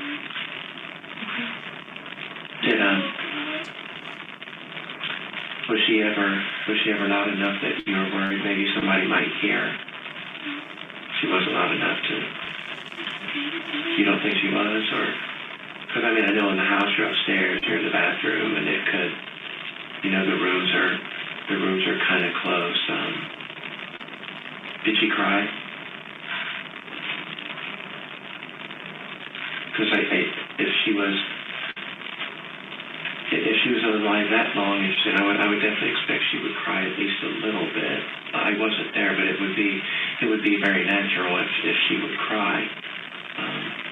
And I think you would know that because moms, they're more sensitive to their babies crying than anyone, and this is Annabelle, and you're her mom, and I just, did you hear her cry? Maybe a little bit. Sam was the one I didn't know if I heard right. It's okay. It's okay. I mean, Just a gurgle. Yeah. You didn't kill her, and now we're just trying to get the truth so we can bring her home. Okay? And we've told you so many times. We're not trying to be mean to you or judge you. We're not. And we won't. No matter what you say, it's not going to happen. No matter. We have both been doing this for so long. We're both parents of kids older than you. We're neither one going to all of a sudden become something different. So, no matter what you say, but we love children, even children we've never met. So we're just in the same situation, I think, where your parents are, and I can tell now, Brian, that you are just wanting to get all the truth out for Annabelle. Because like you said, Brian, she deserves it more than anything. She deserves it more than anything. Is that what made you worry about the squeezing? I would assume was the crying that you heard, was that before You squeezed? Did you hear any crying after? Or did you hear any? A little crying. Little crying? Maybe just a little crying. Okay. Was that in the toilet or outside? On the toilet. Okay. Oh, okay. You've been pretty consistent about the fact that the only noise you really heard was when she was in the toilet. Is that right? Yeah. Okay. And the only movement you saw was when she was in the toilet. I don't think she's straight from that. I know you were worried about squeezing her and holding her, but the only noise you heard her make was in the toilet. Is that right? Okay. Is there anything else that we need to know, or that we need to know about Annabelle, or that Annabelle needs to know from you? Anything else you can think of? I know. You're her mom, so anything else that you feel like you need to say, or feel like you need to bring forth for Annabelle, tell us. I'm not going to judge you, obviously.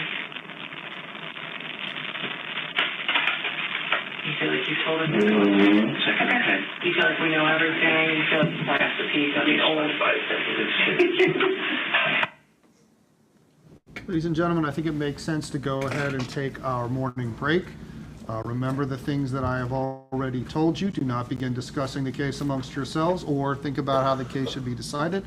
If you could, please leave your transcript in the courtroom, and we will see everybody back here at around 10:50.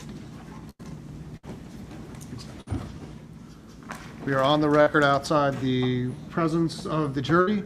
Ladies and gentlemen, for those of you who are in the gallery, if you are covering this trial and you are not aware of this court's orders regarding photography in the courtroom, I'm sure if you go out to the table right out here, somebody will be kind enough to provide you a copy. I'm not chastising anybody who is here because I think that we took care of the problem. Counsel, I apologize for the distraction during the statement being read. We're going to bring the jury back here in about 15 minutes. Anything from the state? Anything from the defense? All right. You can remain seated, Mr. Mullins.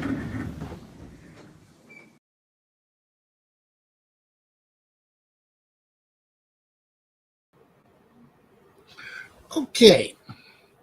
So we're in the thick of another break because they're still covering the interrogation video. But I'm going to leave a poll question in the chat right now. And that question is going to ask, whose testimony for the prosecution has been more convincing to you? The first option I'm going to say is medical experts. Option 2 will be law enforcement. And the third option is by one group of witnesses. Hilltop OBGYN.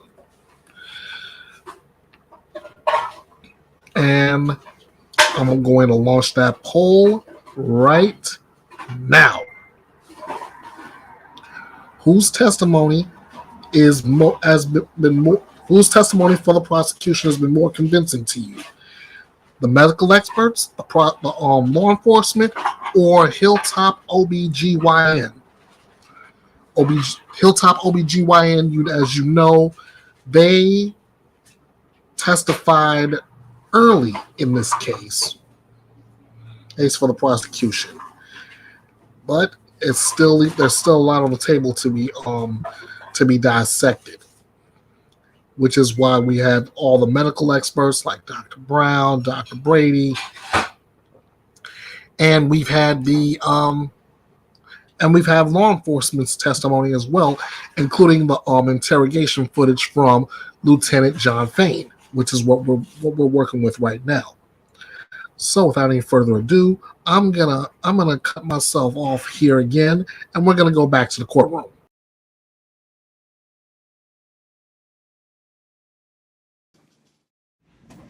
Ladies and gentlemen, welcome back. Was everybody able to follow my instructions and admonitions over the break? Yes, sir. All right, I'll give you a couple of seconds there to get oriented to your transcripts.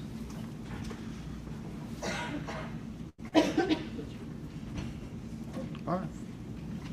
I don't. Are we?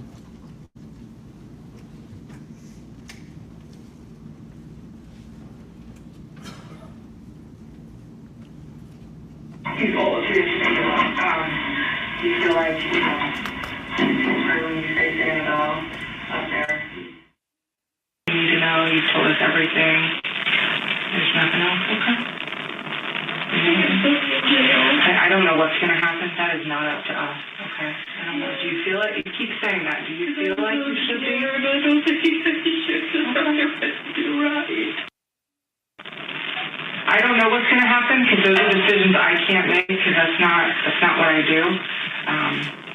But I will tell you that, you being honest with us here today and cooperative and telling us what happened for Annabelle, that's what matters, okay? I don't control the future. I don't know what's going to happen to you. I know that, you're a young girl and you've got your whole future ahead of you. You just need to think about Annabelle, okay? And be proud of yourself for being honest today because a lot of people would have lied, A lot of people that don't care about their kids would have lied. Okay? Obviously, because you were honest. Okay? You obviously care about Annabelle. You're worried about, her resting, and you're worried about her. So this will help the doctors get everything processed, and then we can get the remains back to your family, and then you guys can plan whatever you guys want to do. What do they want to do? They want to do a funeral? They want to do... Okay. What do your parents want to do? Sure. We're just waiting for him to come back, and then, like I said, I think we're the only ones here. I don't know if there's anybody else here, so we have to just wait for him to come back. So I think they ran to Speedway. They said they were going to get something, but I don't know. Actually, my phone was on the floor while we were talking. I'm sure you heard it buzzing like crazy. I heard the phone going nuts, but hell, that could be anything.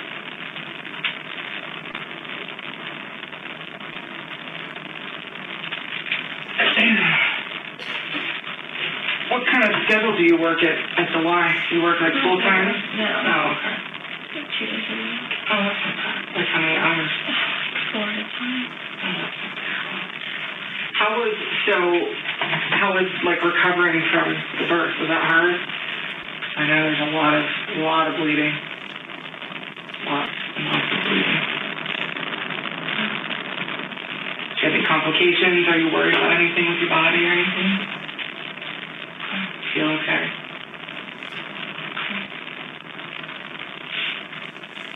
You don't feel like you need to see a doctor? Have you seen a doctor since? Do you feel like you need to? Just to get checked out? Make sure you're okay?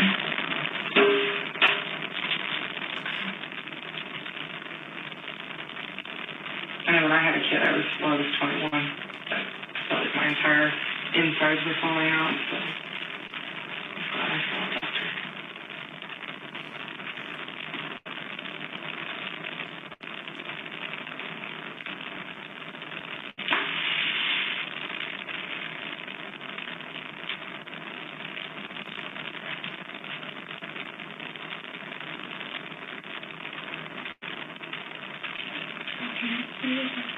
I think that might be what he's doing. I'm not sure.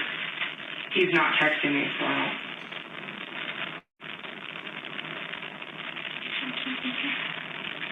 I mean, you and I are both stuck here for right now. I can't leave either.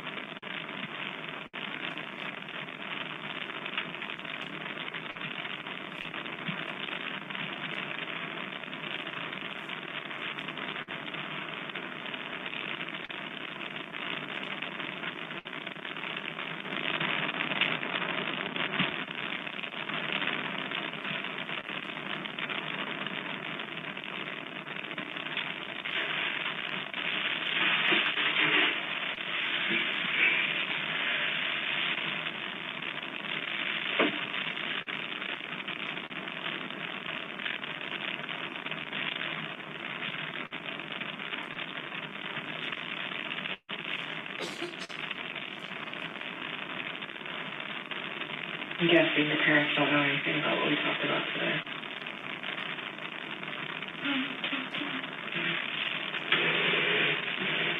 I'm sure they'll want to hear from you. I think they know.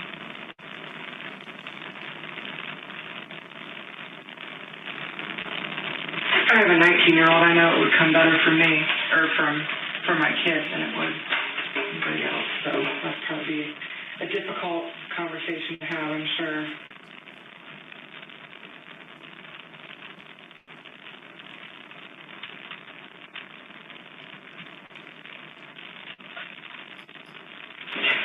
I think you are an 18-year-old girl who just had a terrible situation that maybe they made some bad decisions on how to deal with.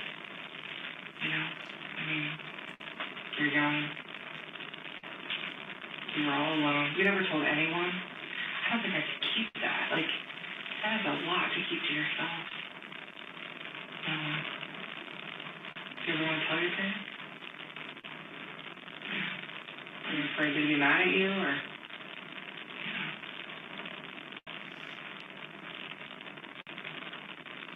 It's a lot to keep inside for a long time.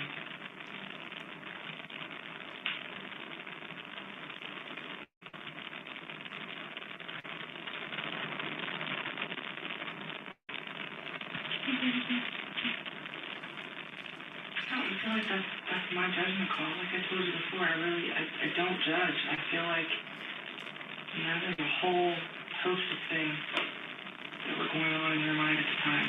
And that's really not up to me to decide.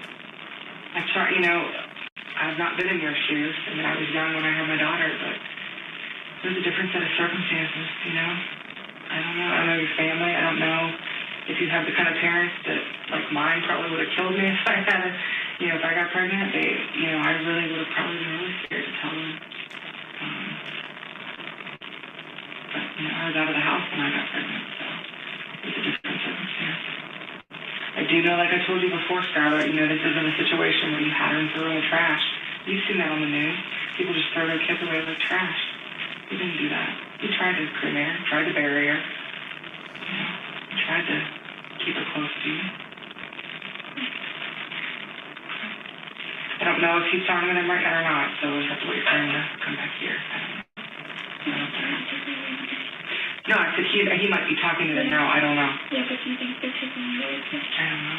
I don't know what's going to happen. I really don't. It's not something I can.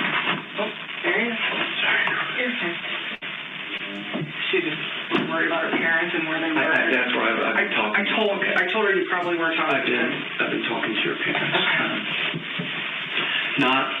I haven't told them what we talked. I didn't tell them anything that we talked about today. Yeah, I didn't tell them. I didn't tell them literally anything that we talked about today.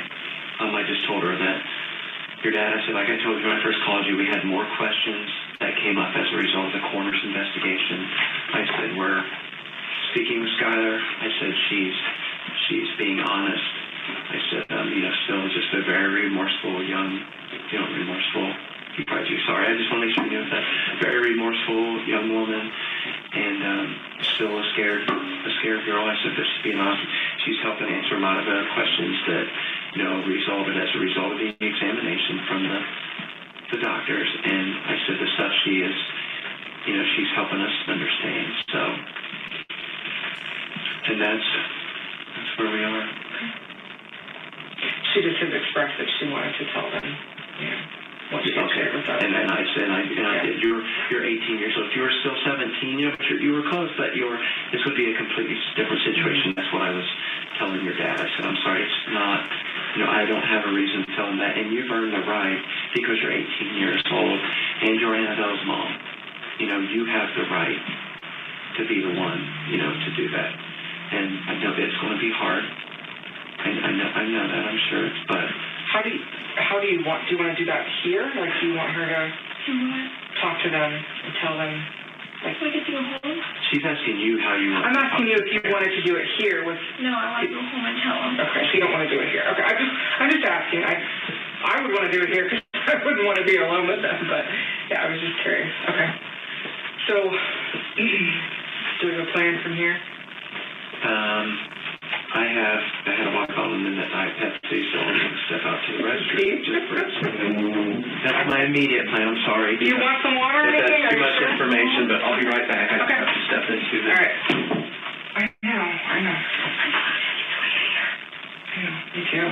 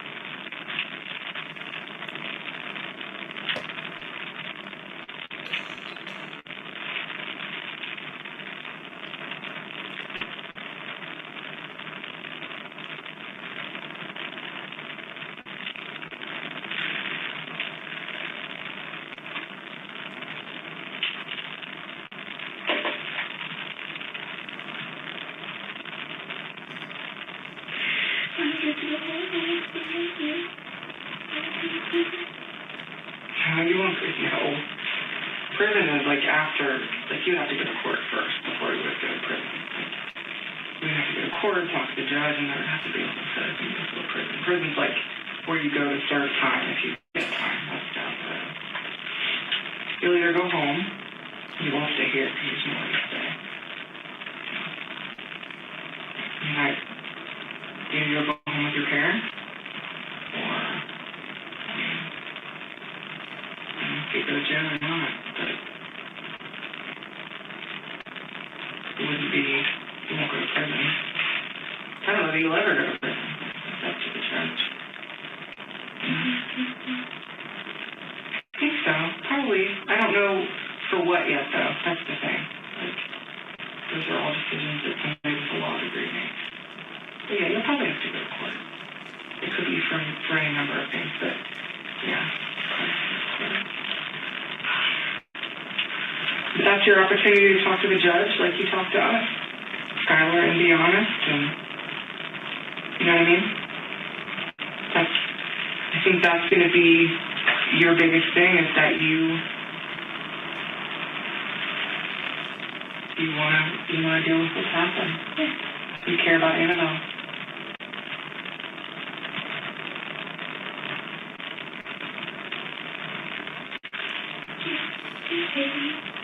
I hate you. I'm worried about you. I think you did the right thing today. That makes me not hate you.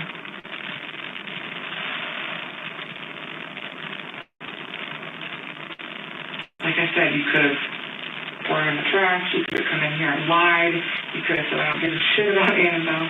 Instead, you came in here, you told us what happened, right? You told us what happened because you care about her.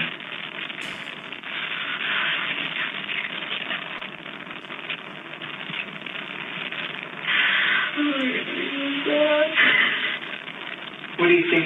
How do you think they're going to feel after you tell them what happened? I don't know them, so...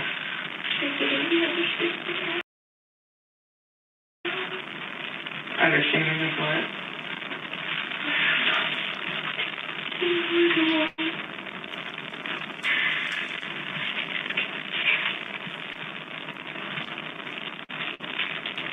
You're 18. I wouldn't say never. You've got a whole life in front of you. Like I told you, you don't have a magic wand, I don't have a magic wand. Neither one of us can erase what happened, but you can deal with it, whatever that means. I don't know what that looks like. But you deal with it, whatever that means. You get through it, you learn from it, and then you move on. You have a whole life ahead of you. You're 18. Okay? You have a whole life ahead of you. Someday you'll be old like me at 41, and this will all be behind you. It won't take that long, but I'm just saying. You know? When you're 41? I don't think so.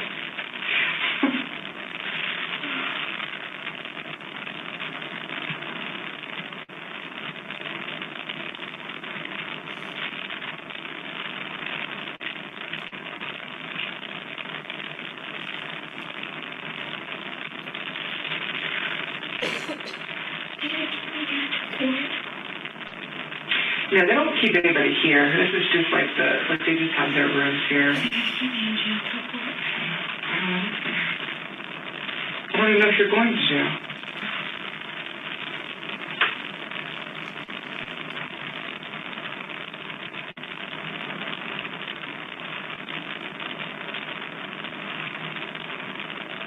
When did you turn 18? March.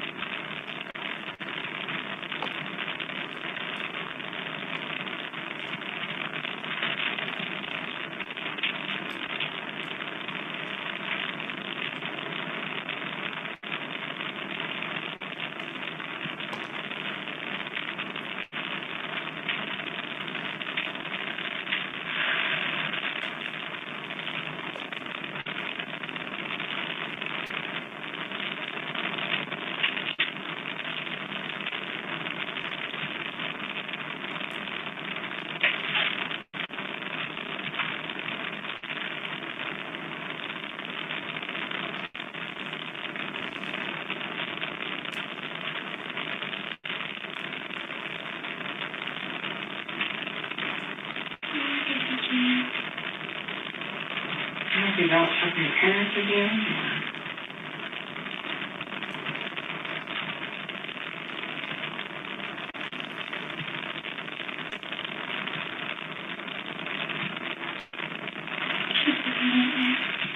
I bet you do.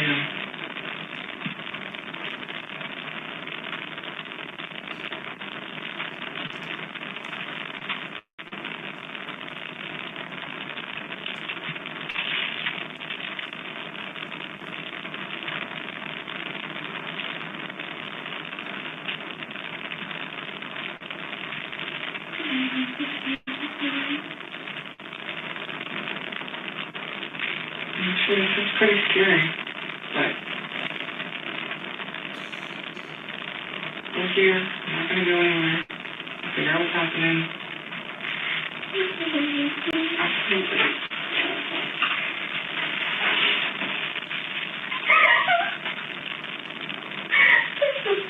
We'll get through it.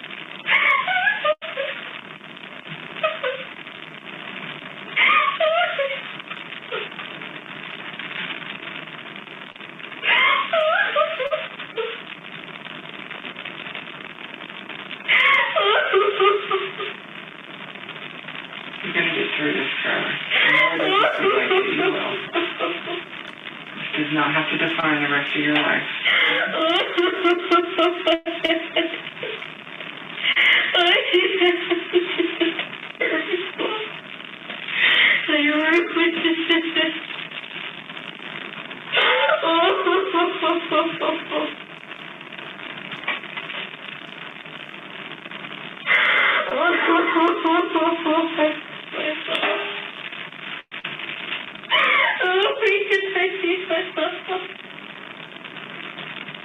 I can't leave this room because I have to stay with you, but as soon as he comes back in, I'm not allowed to leave you here alone, okay? I gotta make sure you're safe.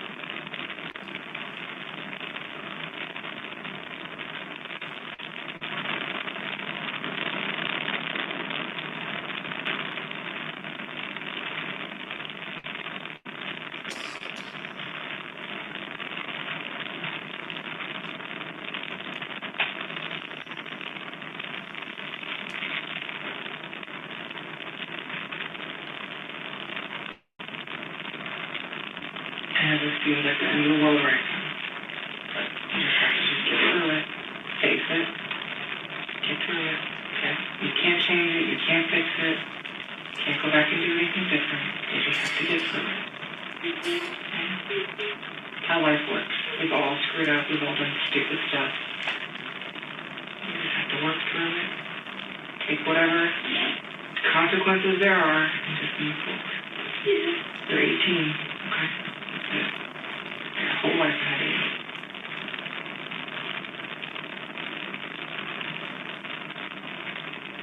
Get through this and it's going to change you. You'll be a completely different person.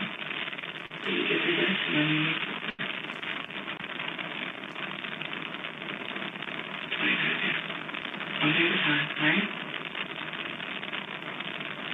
Welcome to being an adult. It's not as fun as I make it sound.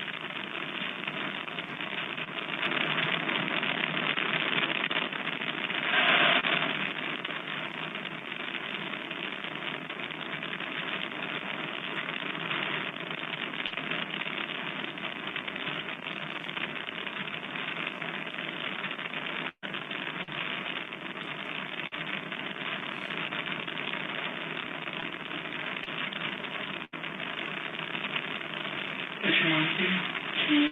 Kim? What's your dad's name? Stuff. Okay. You're the only child? Oh, how old is he?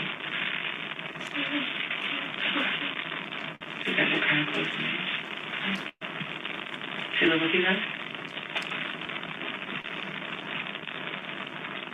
Do you have any suspicion you were pregnant or anything?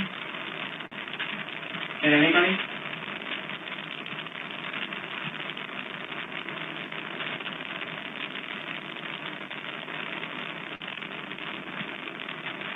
Seems like it would be hard to hide because you're so tiny.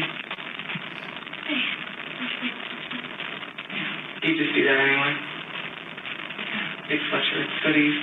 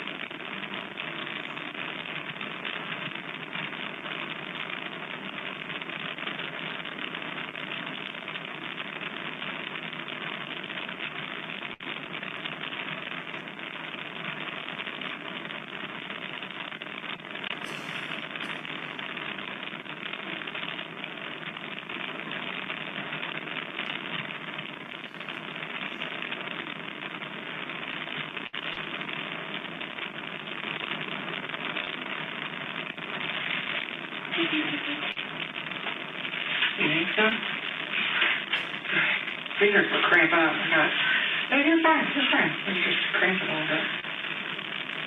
Is that anything wrong? That's not our call. We're just waiting to hear what they want us to do.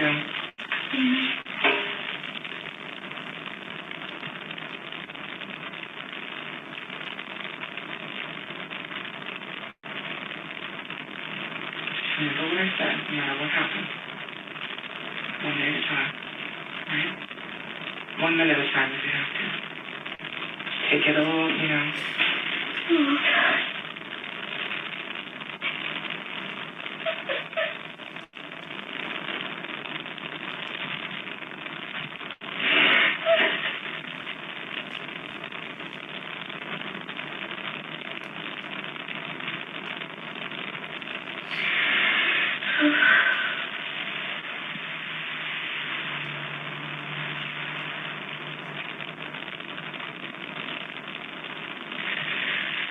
It'll be okay eventually.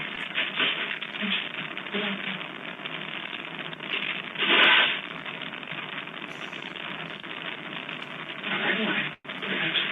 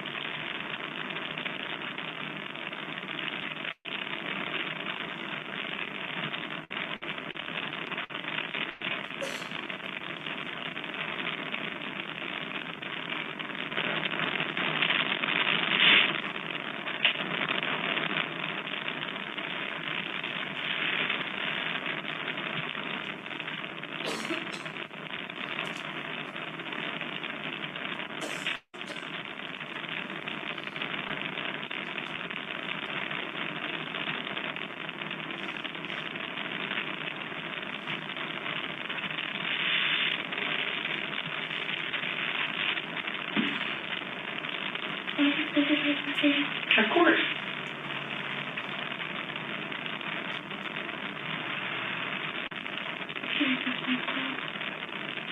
Honestly, Skylar, I do not know. I honestly don't know until we finish our interviews with people and get them talking and know all the facts. Then we call our boss and say, what do you want us to do? It's not even our decision that we make. I hope it won't be too much longer. I'm not sure what they're doing out there, so I'm assuming that they're waiting for a phone call. But those are decisions that are made by other people, not us. And you kind of tell us what to do. Pretty much how life works. Everybody has a boss, right?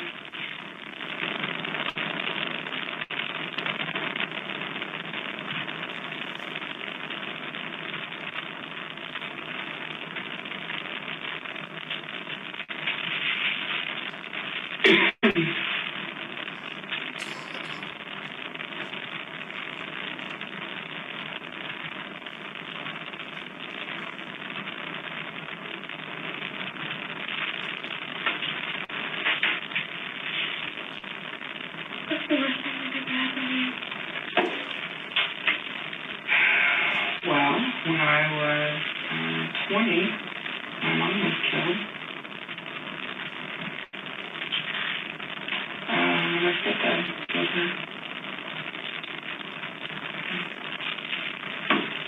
And it sucked for quite a while, and then things got better slowly. At the time, however, I thought that my life was over and that I was not going to make it. So it might be how you're feeling today. Like it's over, life's over. Anyway, it's not true. You feel that way, though. No amount of me telling you that you shouldn't feel that way or that it's not going to happen will help, but it does get better. Just time. I really want you to hold on to the knowledge, though, that you did the right thing and you told everything. I think that's far more important than anything else, because you have to look at that. You know, if you would have lied and continued to not tell the truth and, you know, not really put everything to rest, you would have to look at that, you know? That's important. Do the right thing. For Annabelle, ultimately for you, for your family, so that they know what happened, and for you, so you don't have to look at that all by yourself. It's a lot to hold on to with no one else knowing. I think it might have eventually made it really hard. Just keep it all inside. I was crazy. I love my baby. I won't do any of it. That's all up to a judge. I don't make those decisions either. I was happy. Scared. Well, it depends on what you're charged with. I don't know. You see what I'm saying? Like, I don't know what charges there would be and all of that. I mean, I think it's the light. I don't think so. You can't. Like your whole life? Like forever until you die? I don't think so. Seems really unlikely. But none of that is up to me. That's all up to the judge. But you'll have an opportunity to talk to. So the person that makes those decisions, Skylar, you'll have a chance to talk to.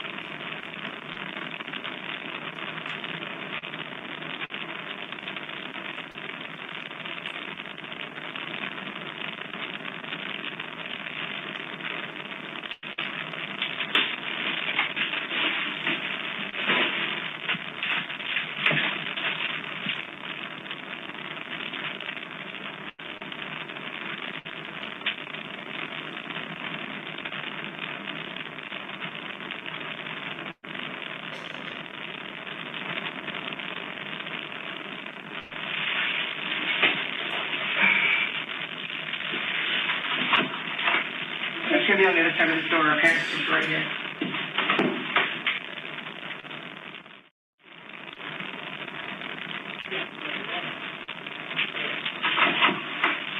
Okay. Oh, jeez. So, here's the deal. I think you already know that you're not going home. We just got the answer. So, my question for you is, you've been so cooperative with us, we want to extend you every courtesy. Do you want to talk to your parents here before you go? Do you want to do that, or do you just want to wait and talk to them later? It's totally up to you. I know that's up to a judge. Like I told you, I'm not BSing you. All of these decisions from here on out are up to a judge. So when you get out, all this kind of goodness. But my question right now, which we can control, is, do you want to have a conversation with your parents so that they understand why you're going, or do you not? It's up to you. You're 18. You can do whatever you want to do. Do you want to talk to them here? We would be in the room just because we have to make sure everybody's safe. Do you want to talk to them here, or do you just want to have a conversation with them later? That is up to you. No one's judging you, whatever you decide to do.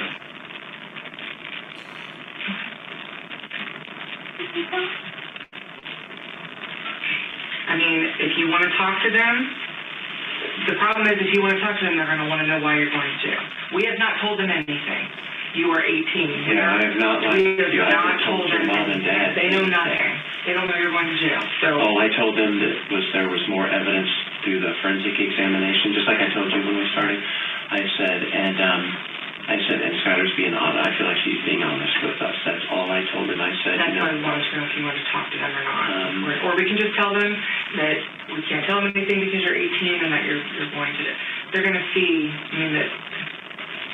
I'm just asking you because they're going to see it eventually. You know how the news is. You know how they've already been. They're ridiculous. So they're going to see whatever they decide to charge you with. They're going to see that. So it's up to you if you want to have that conversation over the phone when you're in jail or if you want to have it here before you go. We're just asking what you want to do. It's up to you. We could tell them whatever you want us to tell them. We're not going to really tell them anything because you're 18, but it's up to you if you want to talk to them here or you want to just, they can find out later. Eventually, I mean, we talked about that. You're 18, you know, one day at a time. But yeah, I mean, at some point, you'll be able to talk to a judge and you can decide what conditions that you can go home on or not, or what it's going to happen. It's all up to the judge, the dude that wears the black robe, not us. Yeah, but you know they're going to ask you.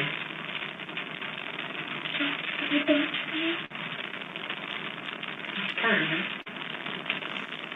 but you know, we can't speculate what it'll be like. You may be here and they ask you, and you could say, this is up to you. You could say, I don't want to talk about it. I wanted to see you before they took me, or, you know, that's... You can tell them as little or as much. You're 18, so you can say, I'm done, I don't want to talk anymore, I just wanted to say goodbye, and then we'll make them leave if you want. What would be that trial? That's all down the road. Oh yeah, you're thinking so far ahead, you know. That's way down. No, it's your... No, what's going to happen is you'll see a judge in a couple days, okay? What is today? Today's Thursday. She will see a judge at Franklin Court tomorrow, probably, because they have Friday. Yes. You will see a judge tomorrow. So you'll be able to talk-ish to a judge tomorrow. He'll decide if you're going to stay in jail or not. And then there'll be a series of court things that happen after that, okay?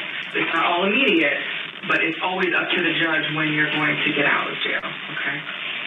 But you will talk to a judge tomorrow, okay? You want to say goodbye? Okay, where are they at? I'll just get them. I'll do it. You get them? Okay. All right.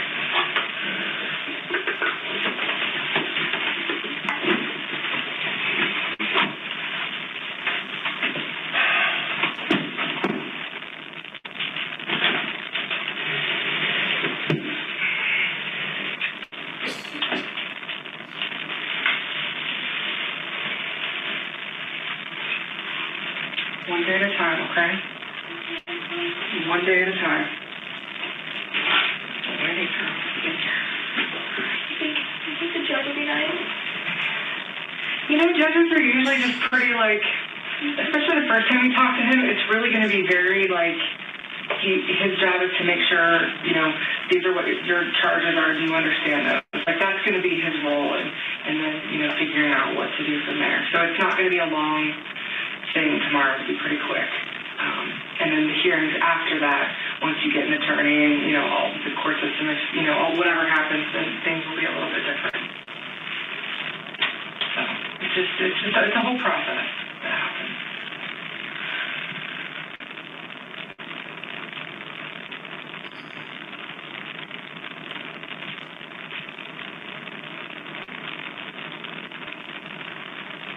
Would the judge possibly let me come home? Yeah, sometimes they'll do like you have to put up a bond, like your parents have to put up bond. The judge decides all of that. He might have you be like, I don't know, there's people with like monitors on their ankles. Sometimes he does that. Sometimes you're on house arrest. Sometimes, you know, there's all kinds of things that can happen. You know, he can release you, he can keep you. He can tell you where you are allowed to go or not go if you are released, all those kinds of things. So there's a whole host of things that the judge can do, and he pretty much makes those decisions and tells you what you have to do.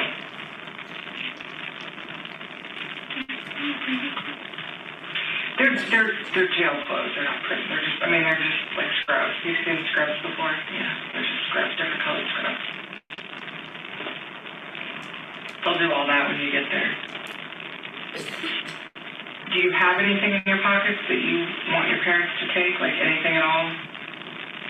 Jewelry that you want them to take? 'Cause, you know, no, they'll make you take all your jewelry off. So if you don't want to take it in there, you want to give it to your parents, I would do that. Just because that looks like nice, real gold stuff. So give them any jewelry you have, and because they're going to take your property and put it in a bag and put it in a locker, but I just wouldn't want anything that meant a lot to me to go there.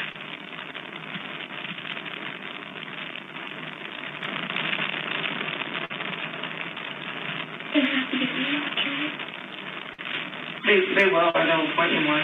I don't know how when you go to court, they'll ask you.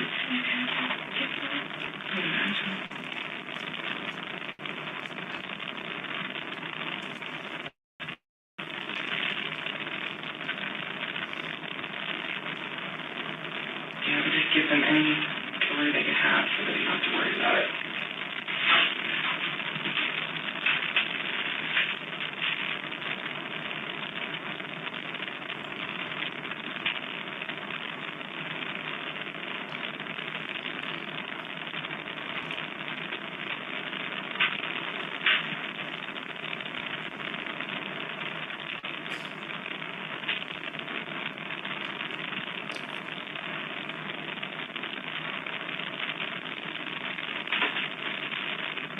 Make sure your pockets are empty and all that kind of stuff. There's nothing in there. Nothing hidden in your bra.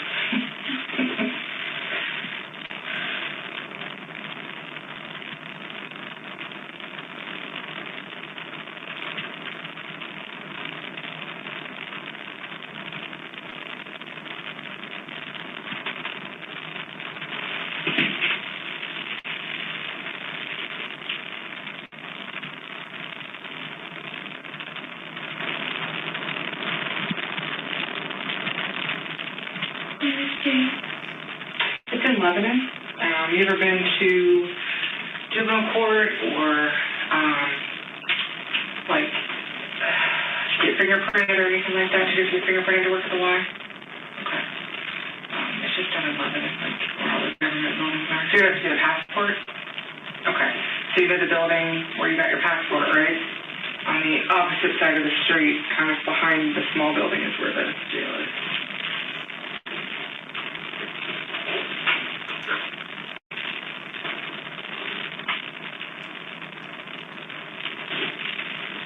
I'll sleep there. I'll sleep there. Yeah.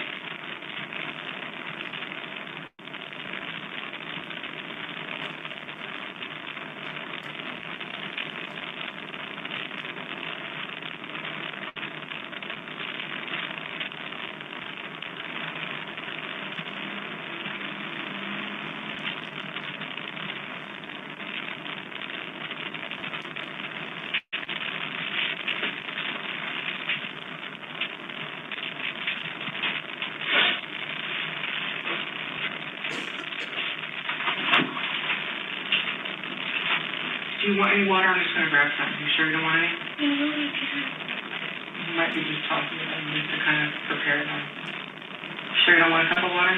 You sure?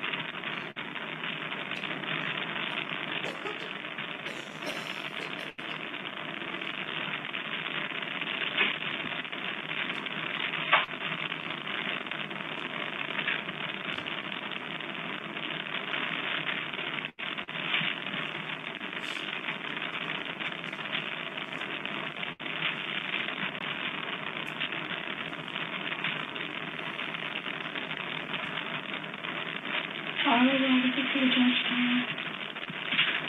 I honestly cannot remember. Every court has different times that they do video arraignments, and I can't remember what time Franklin courts are tomorrow.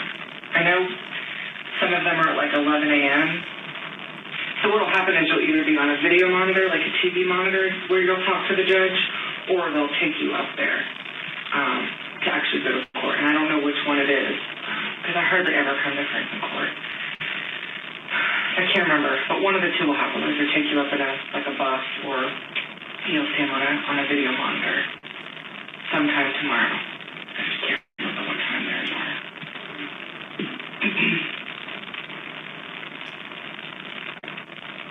I want to say 11, but I think that's county court.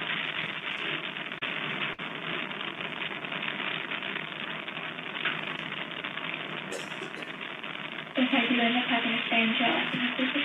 Mm-hmm. Yeah, they have, you can make phone calls, you can have visitors. There's specific days and times that people can come visit you, and they have to be like on, you have to know, like, they have to check them out, make sure, whatever. But yeah, you can have visitors, you can use the phone. They have like a phone system you can set up, that your parents can set up, and all that. So you won't just like be there, without being able to talk to anybody.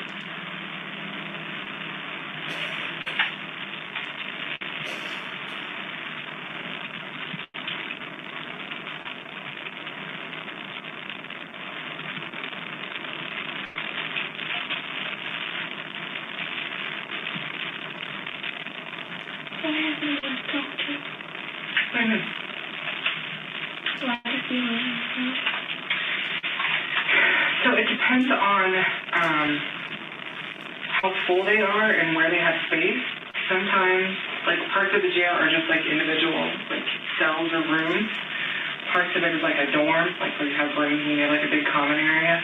So it really just depends on where they have room to put you. I don't know how many females are in there right now. So initially you'll probably go in like one of those rooms where it's just you, kind of for like the intake stuff, and then they'll figure out where they're going to put you. I think they're going to make sure that you're safe. We always try to make sure people are safe. You're young, so they'll probably keep you separate.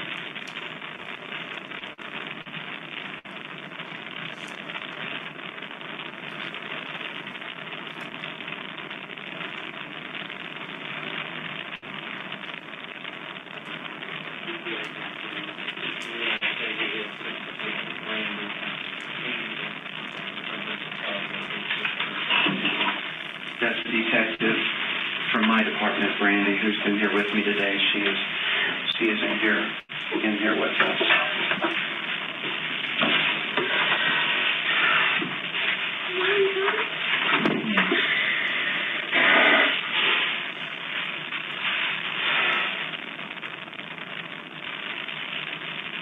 What happens is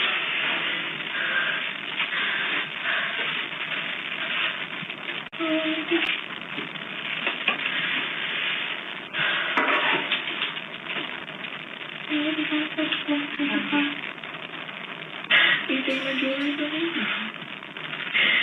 I don't know if you guys might know for me. Trying to tell us what's going on. He says you have to tell us you're 18. You can't tell us. I tried to cremate the baby just a little. You tried to cremate the baby? Yeah, and then I didn't anymore. Well, not that I did that or anything.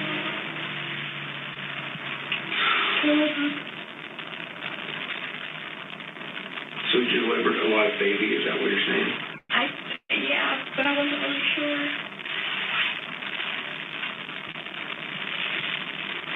I didn't think she wasn't going to get a heartbeat. You still love me? We still love you, but this is a horrible mess. Yeah. Okay. I love you. I love him. And baby, I love him. He's the best buddy ever. Nobody doesn't know this. I'm going to be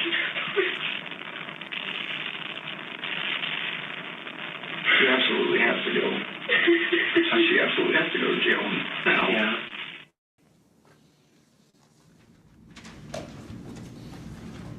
May I continue?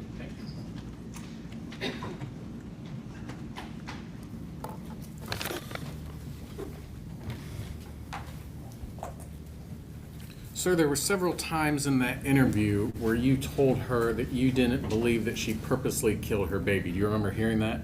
Yes, I do. Why were you saying that? We're at the part of the interview where I felt like and was pretty certain she was getting closer to confessing and telling us more of the truth. And just from experience of interviews over the course of my 20-year career, her behavior wasn't anything that was out of the normal or atypical, so to speak. And a lot of times if the person talking to you just gets completely focused on the negative outcome or just thinking, what are you going to do to me? What are you going to do to me for I've done? Things just stall right there. Okay. And so what do you try to do to prevent that from stalling? Just redirect her, and instead of dwelling on the consequences, just to be honest, just to try to get to the truth and go ahead and not focus on what the possible outcome is, because none of us even know what that outcome could be, but just getting her to be comfortable enough to tell the truth. Okay.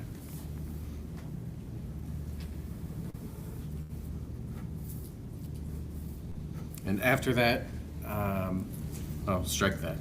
Sir, during the course of your investigation, did you, along with Detective Carter, interview members from Hilltop OBGYN? We did, yes, sir. And specifically on July 24th of 2017, was one of the people that you interviewed Michelle Prophet? Yes, she was. What is Ms. Prophet's relationship to the defendant, Ms. Richardson? I believe she was her aunt. She identified herself as Skylar's aunt. And what is Ms. Prophet's position there at Hilltop OBGYN? I think she was the office manager in the office there.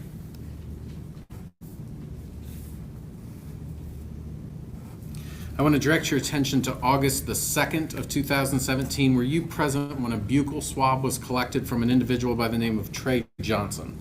Yes, I was. And who collected that swab, sir?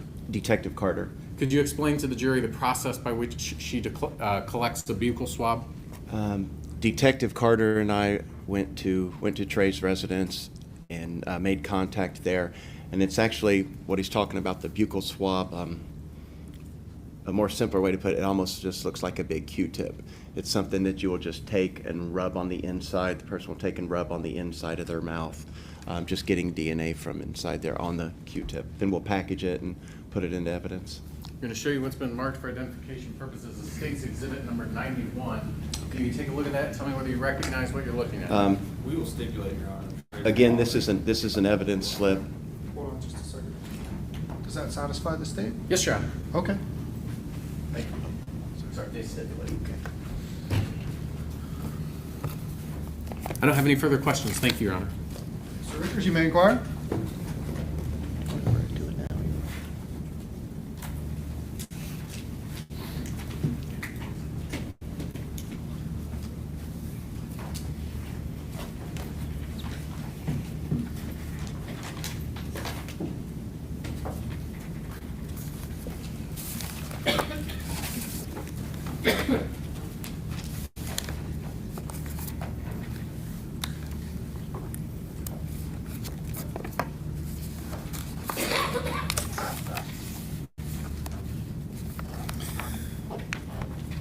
Good morning, Lieutenant Fain.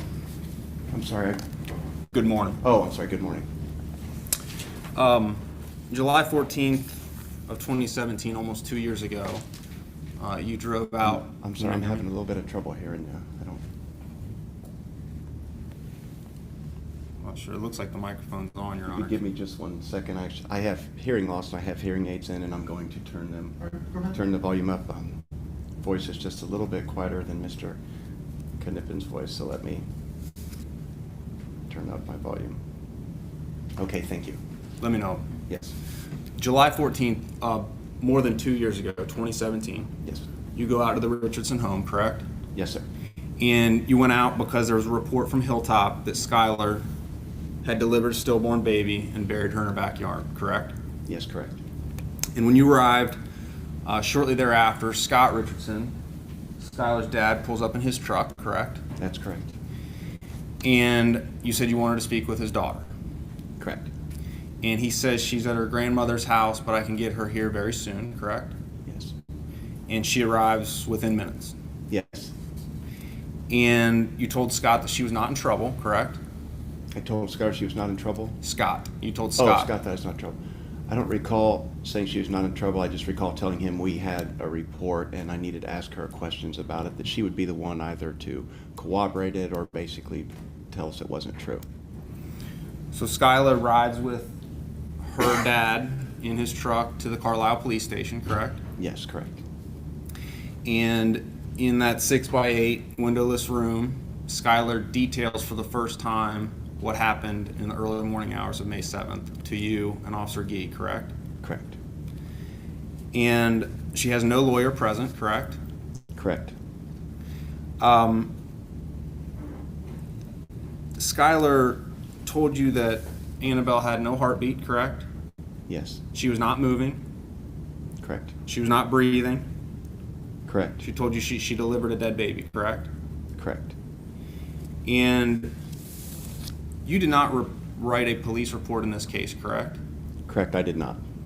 But you are familiar with Detective Carter's report, correct? Yes. And you reviewed that. Yes, I'm not sure if I was the one that signed on that or not, because I haven't seen it. Like you said, it's been a couple years, but most likely I would have been the one to sign it off. And it's about a 10-page, I can show it to you if you'd like to see it, but it's about a 10-page single-spaced report from the lead detective, Detective Carter, correct? That sounds correct. Okay. And it's important in a police report to be objective. You'd agree with that, correct? Yes. And it's important because judges rely on police reports on occasion, correct? Yes. Prosecutors rely on it, Correct. and defense lawyers rely on it. Correct. And what that means is that it's important to put both sides of the story in the report, not just one side. Is that correct? What do you mean by both sides? Well, when I say you agree that you should be objective, right? Yes, we should just be reporting what the facts that we are ascertaining from the investigation, yes. And if new facts arrive later, you can always supplement your report, right? Yes. And you're trained to do that if new important facts arrive Correct. later. Yes, when needed, yes. And in fact, in this case, Detective Carter had numerous different dates in her report, even all the way into August, correct? Correct. Your Honor, I'm going to object to the line of questioning. Can we approach? You may. So any important information that you find during the investigation should go in the police report, correct? Yes. And you have reviewed Detective Carter's report, correct? Yes. You might have even signed off on it, correct? Yes, possibly. It would have been a long time, probably 2 years ago, but yes. All right. And she didn't put in her report anything about Skylar being confused about this conversation about burning, correct? I'm not familiar. I don't recall. Like I said, it's been over 2 years since I've seen that. If That is possible, but without a copy of the report, I wouldn't know.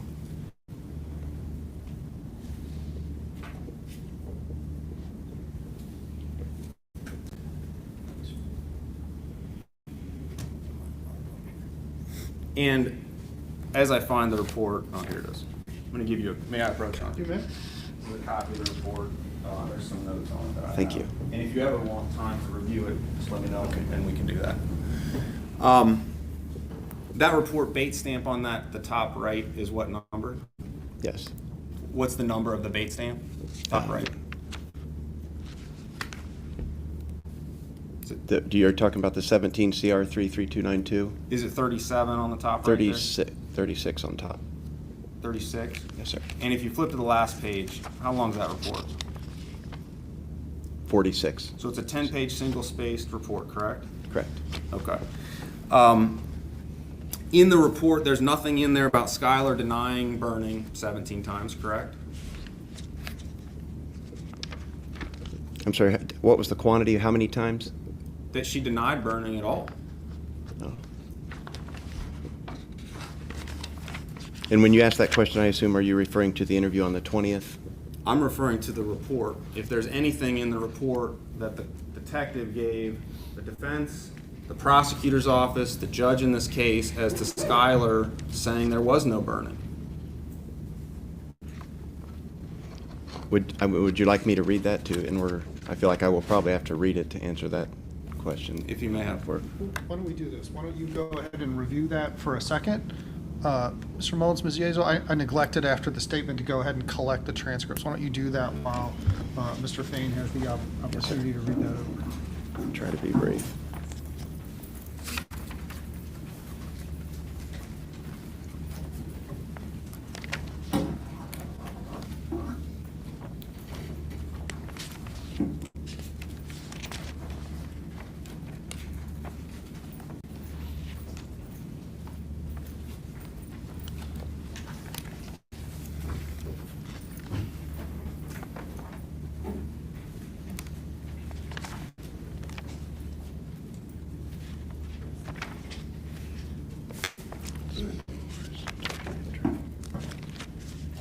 Go ahead.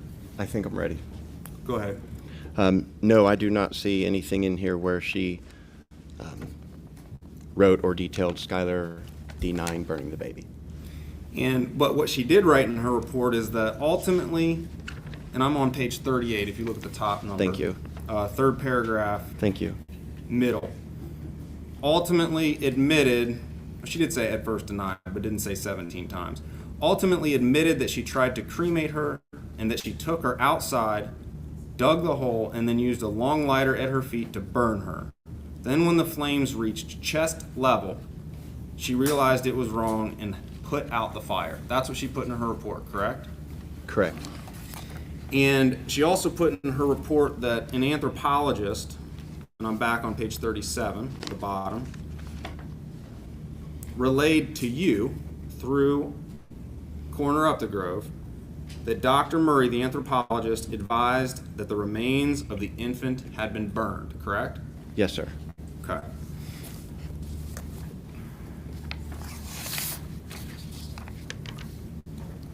There's nothing in the report about Skylar saying that Annabelle was white when she was delivered, correct?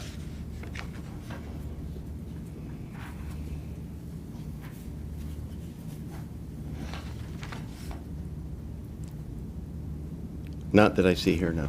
Nothing about, nothing in the report that Skylar said she had no heartbeat, correct?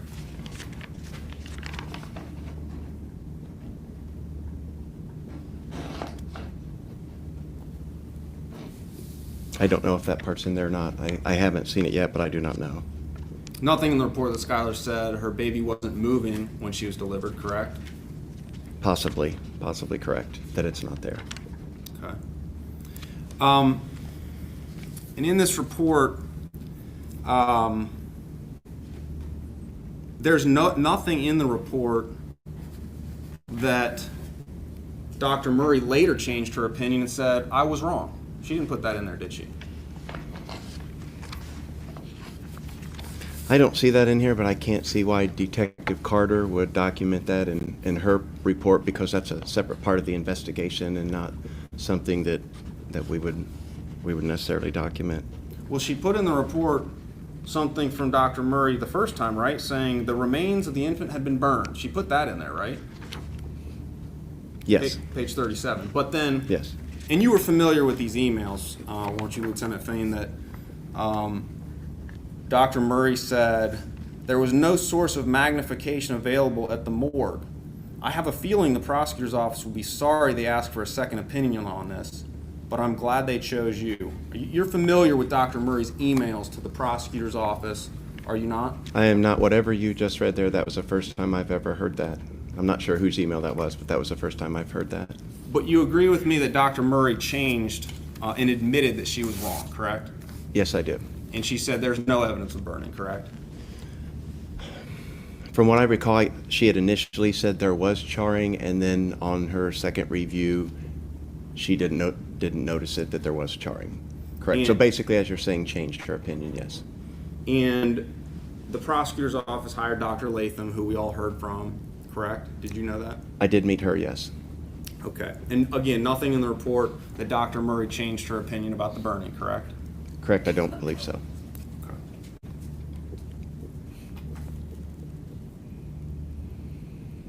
There was hair found, right? When you dug up Annabelle, you found some hair, correct? I believe there was, yes. No singeing, no burning, correct? I do not know. I didn't do that part of the investigation, and I never saw a report that detailed whatever was found through the forensic examination. So I don't know for sure on that. There was no evidence of any fire around the gravesite, correct? You were out there. Again, I didn't see their report, but based on my initial observation, I'm not an expert in that. Everything was kind of black and decayed there, so I can't say that was fire. I can't say that it wasn't. I'm not trained in that. Well, you're familiar with 3 different samples you sent off to the state fire marshal, are you not? Yes. You did send samples from the gravesite off to the Samples fire. were sent, yes. And the fire marshal said no ignitable liquid was detected in exhibits 1, 2, and 3, correct? Yeah, I think I might be able to help this along some. I think where you might misunderstand is a lot of this stuff, most of this stuff I wasn't doing. Like the forensic stuff I was doing. The case was assigned to Detective Carter.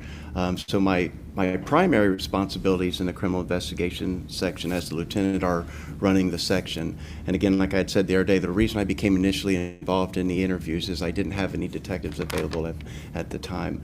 So some of these answers as far as I'm not sure which detective or if it would have been a member of our crime scene unit who actually, when the samples were sent off to the fire marshal. Some of this stuff I won't be familiar with just because it wouldn't have been my responsibility. So it's certainly not one to answer your question, but just some of it I wasn't a part of. Okay. After the first interrogation on July 14th, Yes, sir. the sheriff's department gave a press release at 8 p.m. that night. Although the remains have not yet been identified, initial reports have led investigators to believe they are that of a stillborn baby. You're familiar with that, correct? Yes. And everything changes. There were no arrests, correct? Correct. No charges. No charges, no arrest. And Dr. Boyce, she told you that Skylar told her she had a stillborn as well, correct? Yes. And Dr. Boyce believed her? Did Dr. Boyce believe her? Yes. I'm not certain if she did or. Ladies and gentlemen, as I told you earlier, sometimes I allow witnesses to answer questions that are used by you, the answers at least, to explain why they did the things that they did, or so that you can evaluate the credibility of the witnesses. But if something is outside of the factual knowledge of this witness, then you are to disregard it as you will with that answer. So, Mr. Rickers, if you could please confine your inquiry to those parameters. Yes, Your Honor. So back on July 20th, so 6 days after the first interrogation, you and Detective Carter schedule another interrogation with Skylar, correct? Yes. Now, at the time, you believe Dr. Murray, the information she provided to you that the bones had been charred, right? Correct. And at the time, you did not know that many weeks later she would change that opinion, correct? Correct. So, after you get that information from Dr. Murray that later turned out to be false, you send a new team back to the Richardson household, correct? We did go back to the house, yes. But I want to correct you there where you say, I don't know if you're wanting me to agree that the information turned out to be false. There's no evidence that the information turned out to be false. She did change her story. I just want to make sure you weren't wanting me to agree that the information was now false, that there was a fire. What I'm referring to on being false is Dr. Murray said I was wrong. Correct. I rushed Dr. to Murray judgment. changed her opinion, yes, sir. And she said there is no evidence of burning. You're familiar with that, right? Yes, that she saw no evidence, yes. Yeah, and no one in this case has seen any evidence of burning. Do you know that? I'm sorry? Every doctor that has testified in this case and will testify agrees there's no evidence of burning, correct? Correct, but they will also agree that that doesn't have anything to do with whether or not there was a fire, that there would be a fire. There could still be a fire without evidence of burning, well, according to Dr. Sims at least. I guess anything's possible, isn't it? Yes, well, yes, sir. And if you really thought, well, so on the second visit to the Richardson home, Yes, sir. You visit the gravesite again, correct? Your team. The team did, yes, sir. They find more bones that were missed in the first search, correct? Yes. They start digging up the fire pit, correct? I believe they did, yes. And they found chicken bones. I know they found bones that were not of a human origin. I don't know that they were chicken, but I will take your word on that. So while the team is at Skylar's house, you and Detective Carter have her back at the Carlisle police station, correct? Yes, sir. And her dad took her back there again, correct? I believe so, yes. No lawyer. There's no lawyer present. And obviously her parents weren't with her in that room, correct? Correct. You and Detective Carter are both very experienced in the read technique for interrogations, correct? Detective Carter, maybe. I am not very experienced in it. Read, R-E-I-D technique. You're familiar with it? No, I understood the question. I'm sorry. I said Detective Carter, maybe. I'm not sure how experienced she is in it, but I do not consider myself very experienced in it. When you're back there on July 20th, you're there because you want to get statements from Skylar about burning and statements about a live birth because of this information that Dr. Murray gave you. Is that correct? No. Well, you'd agree with me that Skylar repeatedly refused to accept the words that Detective Carter and you gave her about burning and fire, correct? I agree that she initially and several times denied that, yes. And ultimately she was broken down and she said she tried to cremate Annabelle just a little bit, right? Can you define broken down? Well, do you agree that you and Detective Carter were pretending that the main purpose of your interrogation of her was to help get Annabelle's remains back to her family for a proper burial? Would I agree that that was my main purpose? That that's what you led Skylar to believe? I know we alluded to that. I can't say I necessarily agree that we made it clear to her that that was our main purpose, but that was certainly one of the things that we hoped we would be able to accomplish. And at the time, you were aware that Scott, Skylar's dad, had asked for Annabelle because the family and Skylar wanted to do a proper memorial, correct? Yes, sir. And to date, you still have Annabelle, correct? Your office? Yes, I believe so. The word cremate was used multiple times by you and Detective Carter before Skylar gave you the word back, is that correct? Yes, the word was used by all three of us, yes. And you and Detective Carter used that theme, cremation, multiple times before she used that word, is that correct? No, I guess I wouldn't say used a theme. The word was used, but I'm not sure what you mean by creating a theme. I guess I don't feel like I had a theme that I was trying to create. But yes, I will agree I used that word several times as well as Detective Carter. And after you started to talk about this supposed cremation, you talked about needing to put out this fire, correct? You remember that? Yes, sir. And that you wondered if you'd need water to put out the fire, right? Yes, sir. And we're talking about touching a baby with a lighter and having a fire, right? Correct. Okay.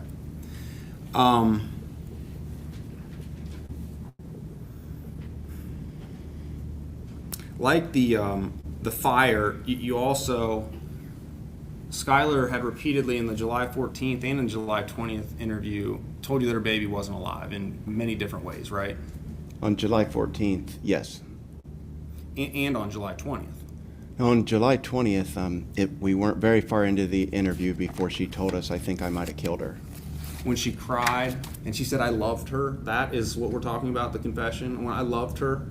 No, I'm talking about when she looked at us and said, I think I might have killed her. Because you told her that the doctors knew more than everyone, they'd been poking and sifting her remains, was it after that? No, because she told me she... Overruled. Go ahead and answer. Lieutenant Fain, babies are 80% water, are they not? I do not know the exact percentage, but it sounds accurate. I know at least 75. More than adults. Yes, sir. And you can hold a lighter. I could stand up here in front of this jury and hold a lighter to my hand or my leg. For 2 hours, I wouldn't catch on fire. You'd agree with that, wouldn't you? I believe without some additive or something to accelerant, like an accelerant type, I believe, yes, that's probably correct, unless it was hair. Yeah. And hair was found. There was no burning on the hair. I'll represent that to you. Okay, that's what you'd say to Jess. And again, the fire marshal report, 3 samples sent to them from the gravesite, no accelerant used, or no Correct. accelerant found, right? Yes, sir. And you know what touch DNA is? Yes. Well, basically. And there was a DNA expert that the prosecutor called in here to testify, and she said that she was never sent. I know that you all took pictures of lighter fluid that Scott used for his fire pit out of his house. She said that you never sent her any of the lighter fluid bottles or anything like that for touch DNA. Is that true? Yes.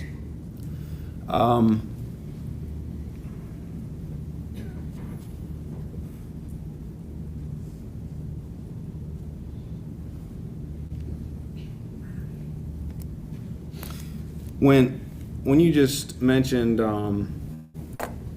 the second interrogation, Detective Carter said something to Skylar about, when you squeezed her, that's when you think she stopped breathing. Do you remember that? And Skylar said, I didn't think she was alive before. You remember that? Yes. And then, but Detective Carter is focused, and so were you, on trying to get the signs of life from Skylar. So, Skylar, I said again after that, I didn't think she was breathing when she came out. Remember that? I recall multiple times, yes, where, and it gets a little hazy because she changed her story so many times. So without having a complete transcript, I can't remember exactly what spot in the interview those things took place. But yes, sir, I do remember multiple times she made reference to her not being alive, and multiple times she made reference to her being alive. But I don't know, I can't exactly put a chronology on it just because it's such a long interview. She said it herself. You guys made her start second guessing herself. You remember that? She was second guessing herself. I don't recall her saying that. If it's in the transcript or on the video, I'm sure she did. Can you please play 201?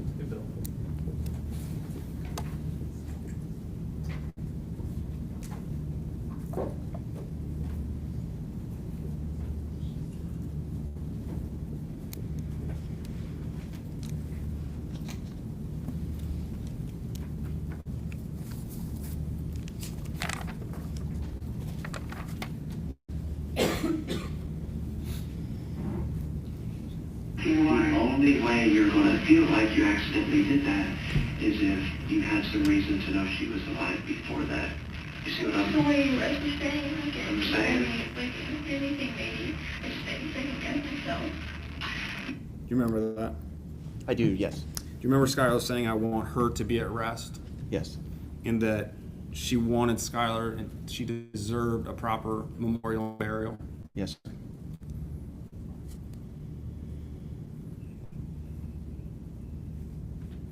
But like the fire issue, you and Detective Carter refused to accept that Annabelle was dead upon delivery. Is that true? Refused to accept that she was dead upon birth? Yeah, you denied Skylar those statements that she'd repeatedly made, 29 plus times. We don't refuse or accept. We're there merely as investigators. We're investigating. And again, like I said, Skylar's behavior wasn't different from so many interviews that we have, and as we don't even have the benefit of knowing Skylar before this time. And as we all saw, even her parents who've known her for 18 years, he said they have trouble telling when she's lying or not because she does so much. So we don't have that benefit, but we sit there, we try to get to the truth. And so we don't refuse to accept her questions. We just continue to ask questions.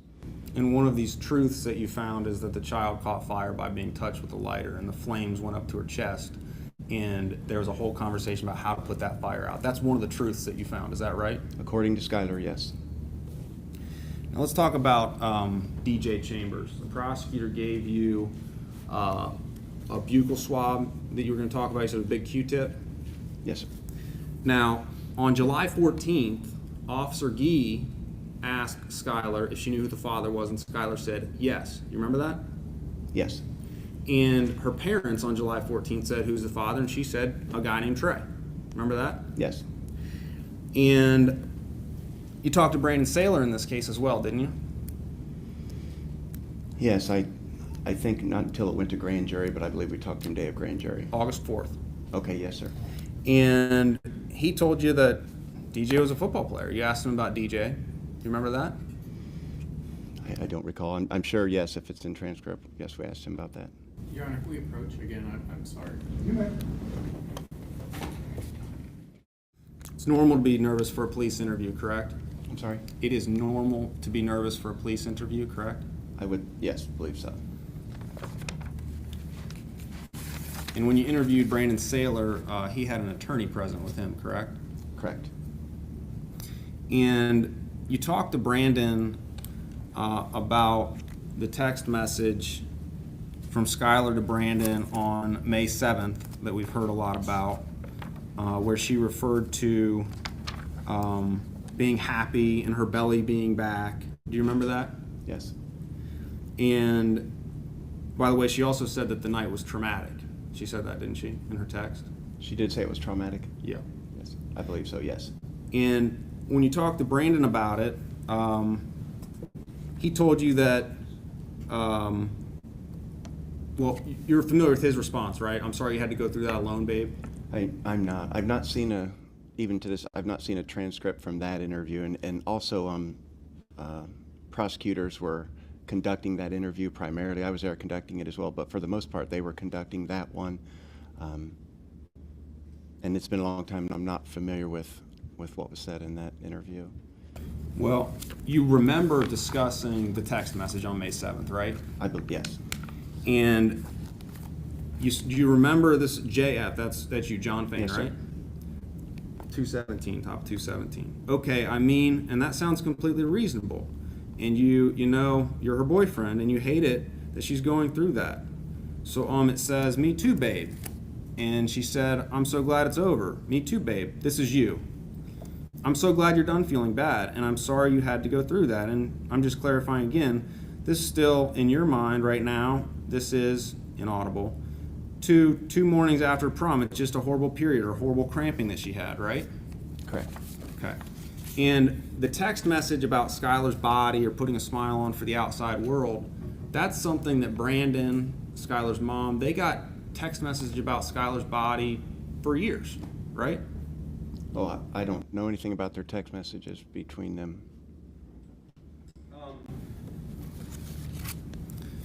You agree that Brandon did not know Skylar's pregnant until July 14th, right? Yes, sir.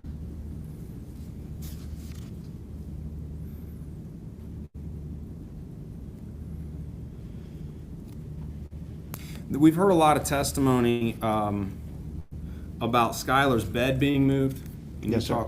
You talked to Mr. Knippen about that.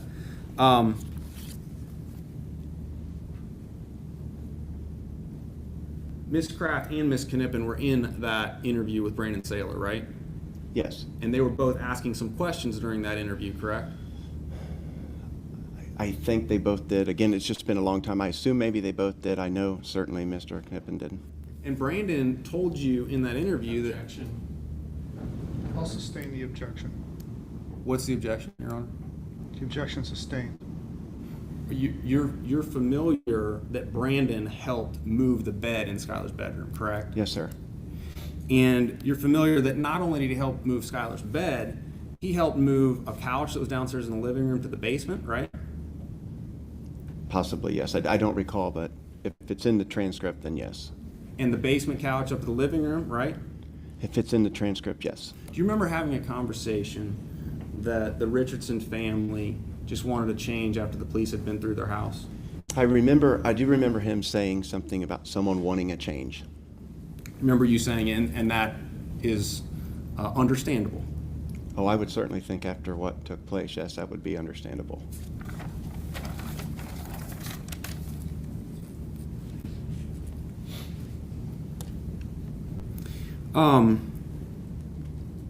You familiar that Skylar's bed moves around in her room all the time? Am I familiar that she moved her bed all the time? Yeah. No, I'm not. You've seen 3 pictures with it in different spots, correct? I think I've only seen it in 2 different spots. You familiar she has trouble sleeping? Has had trouble sleeping since May? I am not. I want to talk about Blue Star. You know what Blue Star is? I know what it is, yes. I've never been trained on it or used it myself, but I do know what it is, yes. And you've been the lead detective in a number of cases, correct? My situation's kind of unique. I've never been assigned as a detective in the detective division. A lot of times people during their career, they go into the detective division and subsequently they're promoted and they may go back out to the patrol section and then come back maybe sometime. I was never assigned to the detective section until I came in as a lieutenant. So that is why, like some of that training, like the evidence technician training and the crime scene training, I've never had myself, because I was never assigned as a detective. So that's why when you say the Blue Star, like I know what that is, but I've never used it myself or been trained to use it. You were in the bathroom as it was being used in this case, were you not? In the bathroom? Not Scott, as they were actively using it. I was there at the house that night, but I wasn't in the bathroom actively as they're using it. Not when you and the other deputies and Detective Carter were waiting for it to light up? I don't know exactly at what moment. There were several officers there. I know I was, there was times I was downstairs speaking with the family. I don't know at exactly what moment I was in the bathroom. Do you remember detectives laughing about having the Blue Star light up in the bathroom? No, detectives wouldn't have been, if they laughed, it wouldn't have been for the reason you're inferring. Can you play that clip, please?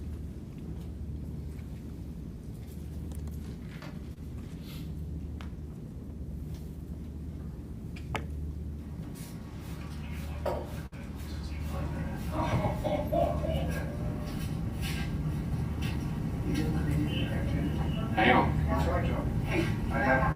It's the voice of Detective Carter, correct? Yes. And someone said, hang on. I'm sorry? Hang on, John. Someone said, hang on, John. That's you, right? Could have been myself or John Smith. Sergeant Smith was there also, and his name is John. So you're denying that you were in the bathroom there? Would you heard your voice in that? I'm not denying that I was not in the bathroom of the house that night, because I know I was in the bathroom of the house that night. I don't think I understand exactly what you're asking. Well, that was a deputy laughing about a bloodbath. That was his comment. There's a bloodbath and there's a big laugh. Did you hear that? I heard a laugh, and I think what you're, I think I even recognized the voice possibly, and I think it was the shock at seeing such an indication, as they call it, from the Blue Star. Well, the prosecutor's DNA expert, Amy DeLayer, testified that household cleaning products make Blue Star light up. You were aware of that, weren't you? No, I've not been allowed to see any of the testimony or hear anything that was said prior to my time here. But you're aware that household cleaning products make Blue Star light up? I am not, no. Okay. May I see the padding carpet sample that you had, Sergeant Smith?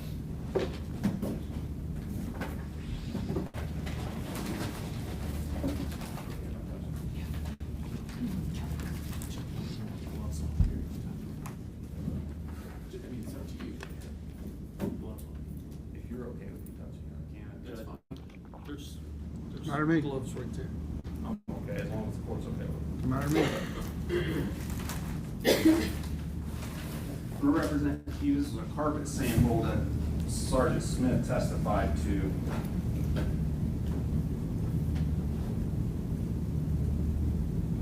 This is padding under that sample, okay? Yes, sir.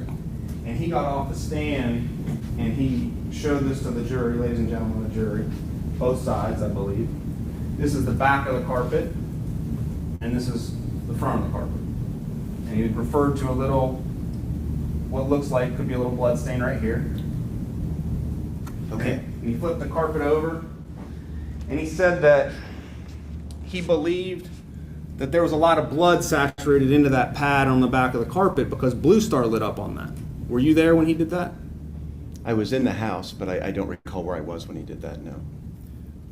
I played sports. I've had bloody noses, blood. You've ever gotten blood on a shirt? Have you? Yes. You ever gotten blood on like a light colored shirt? Yes. Blood on shirts that were this color, light green. I have it on light green just because I'm not a light green person, but. Blood doesn't just dissipate, does it? It turns a darker color. After it's been there for a while, it turns, I would like to, a black, darker color. But if it's by dissipate, do you mean evaporate or what are you? Yeah, does it just go away? There, 2 months? there can be stains from blood, yes. Well, we don't want the ladies and gentlemen of the jury to believe that Skylar's dad or Skylar cut the carpet up before you got there and cleaned the pad or the back of the carpet. They didn't do that. The carpet was not cut when you arrived, was it? That's correct, it was not cut.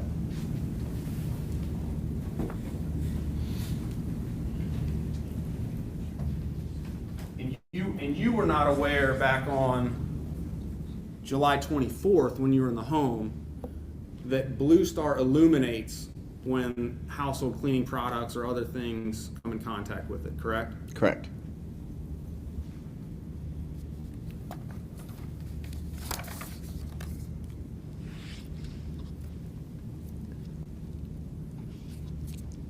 There was testimony also about a footprint that was found right near Skylar's bedroom door. Are you familiar with that? The testimony, no, but I do remember hearing talk that night of a footprint being there, but I'm not familiar with the testimony in that regard. And nothing between that spot on the carpet footprint and the bathroom, correct? Nothing in that hallway? Nothing what? No blood found in that hallway? I know there was blood found in the hallway. I don't recall exactly where it was, the location. Are we talking about There were photographs, I know. We talking about something in addition to what Sergeant Smith referred to as a footprint? I believe yes. Was it over near the bathroom? I don't recall where it was, and without seeing the photos, I don't recall. About 15 feet away from each other? That bathroom and Skylar's bedroom are about 15 feet from each other? That sounds fair, yes. So are we to believe that she cleaned off her foot, or that it just dried, and or she jumped into the bathroom or to that bathroom spot? No other footprints in the hallway, right? I don't, again, with that, if you could show me photos of what you're referring to, I might be able to answer, but. When we take a break, I might be able to grab some photos for you. Thank you.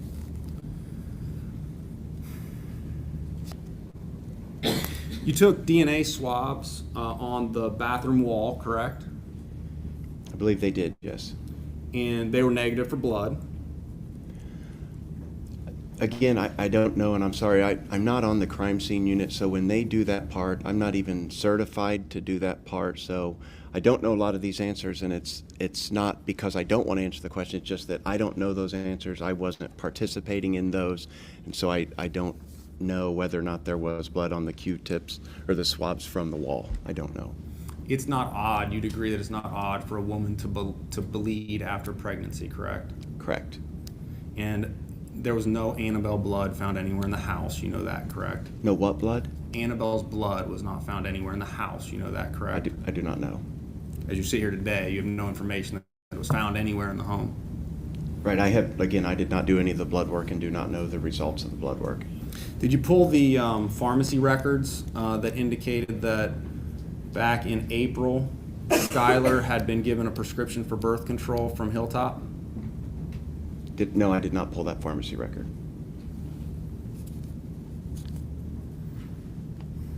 In the search that the prosecutor put up in his opening and multiple times since about how to get rid of a baby, it was in quotes as if it was a definitive search. Do you remember that?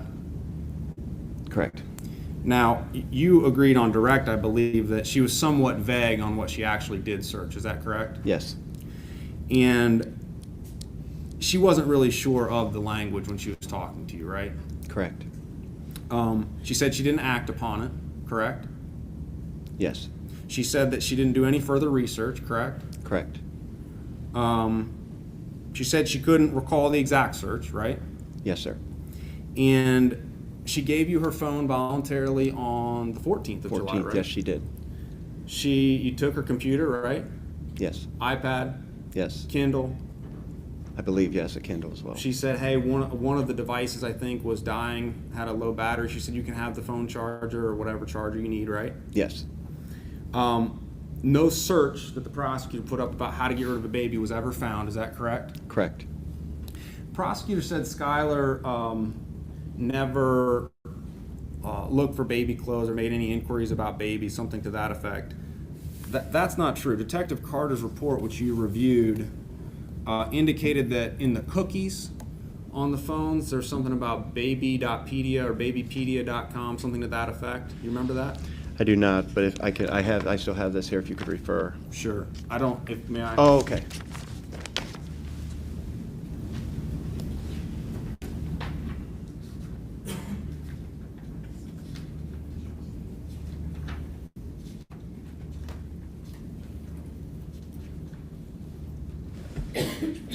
Thank you.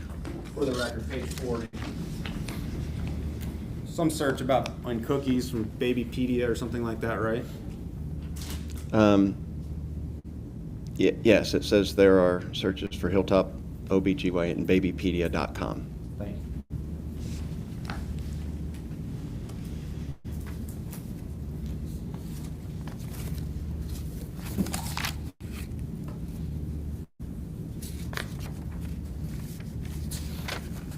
Mr. Rickers, I apologize for interrupting. Probably makes sense for us to break for lunch now. Mr. Knippen, stay in position on that.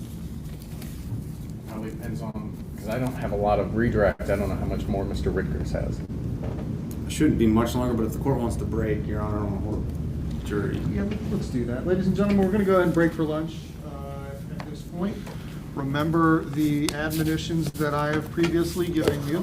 Do not begin discussing the case amongst yourselves. Do not begin to think about how the case should be decided. Do not do any research or view any media about this. If you, one or two or more of you want to go to lunch together, that's fine. Or if you end up staying in the jury room over the lunch break, that's fine also. Just make sure that you do not discuss the case. Also, you may notice when we return that we may have a little more security than we had when we started today. This has absolutely nothing to do with the evidence and is not anything that you need to consider as part of your deliberations. Doesn't have anything to do with the participants in the trial. This is on me because I am exhausting my patience with folks in the gallery that do not seem to conduct themselves in a manner that is consistent with the dignity of these proceedings. Mr. Mullins, you can take the jury out.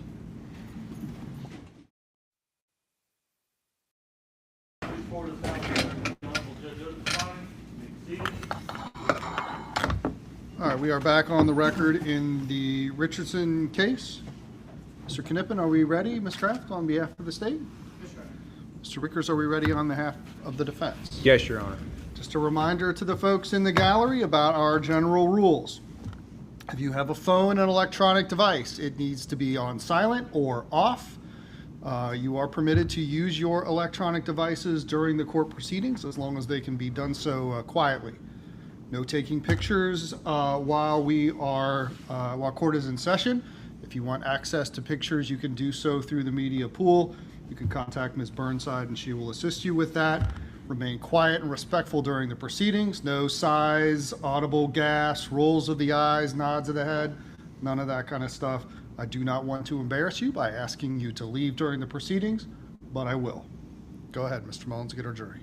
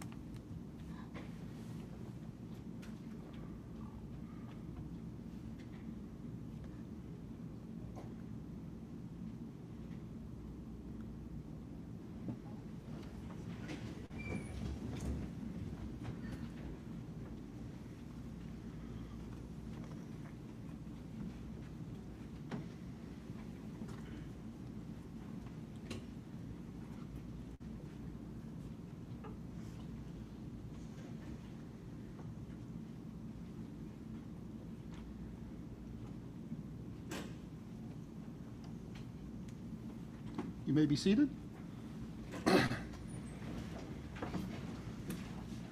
Ladies and gentlemen, the jury, welcome back. Was everybody able to follow my instructions and admonitions over the break? Yes, sir. All right, Mr. Rickers, you may continue. Lieutenant Fain, just so it's my understanding, you take no responsibility for the total investigation in this case. The lead detective was Detective Carter, is that correct? For which investigation? For the Skylar Richardson investigation, the lead detective was Detective Carter, not you, correct? She was the detective assigned, yes. Okay. While this case has been pending, you've made some posts on social media, correct? I'm sorry? You've posted about this case on social media while it's been I have pending. posted about the case on social media. Yes. Nothing with regard to the case, specifics of the case or information directly related pertaining to the case, no. Well, your Facebook profile is Jimmy Crone, correct? Yes. And you have posted in conversation groups about this case, correct? Posted a conversation about the case? You actually referenced, Objection. Overruled. you said, interesting read with the Richardson case right around the corner, ... and posted an article in a conversation group, correct? Oh, yes, I do recall that, yes. And there was another comment as well, correct? Possibly. Okay. While the case was pending, and I know it wasn't related to this case, but you were found, two charges were sustained for conduct unbecoming of an officer and unsatisfactory performance, correct? Yes. And do you remember at the end of these interrogations, when you spoke with Scott Richardson, Skylar's dad, and he said, she may be 18, but she's just a stupid kid. And you said, yeah, I think she's just a young, scared kid. Do you remember that? I said what? I think she's just a young, scared kid. Do you remember that? I think I said yes. Yeah, young, scared kid. I recall I didn't think of her as stupid, but that wasn't my observation. That was her father's. No further questions, Your Honor. Mr. Knippen, redirect.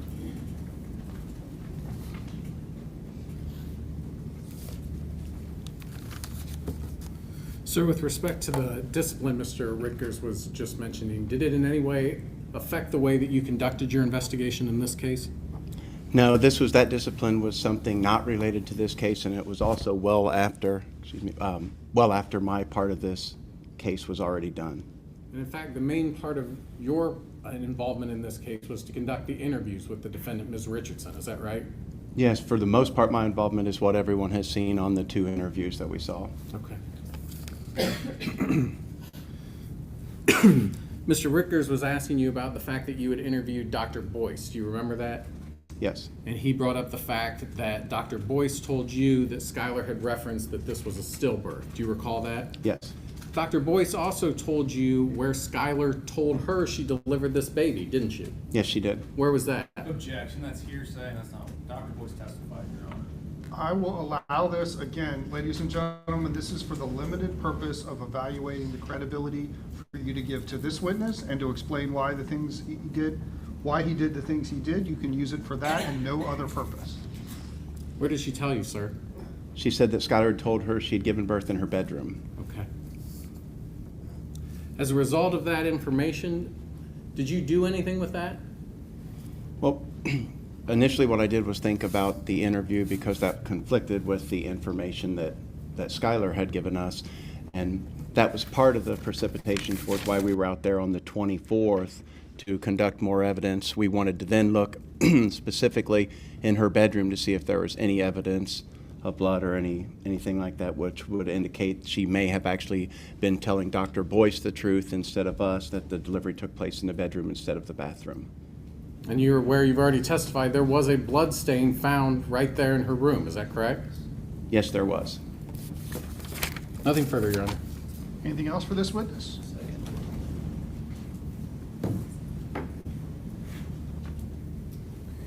Did Dr. Boyce take notes when Skylar talked to her about having a stillborn?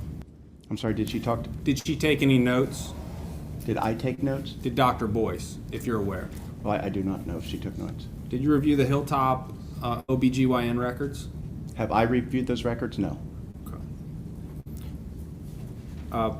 Fair to say that when someone's talking to a young girl about the details of delivering a stillborn, it might not have been important to Dr. Boyce where this occurred, correct? No, I would think it would be important.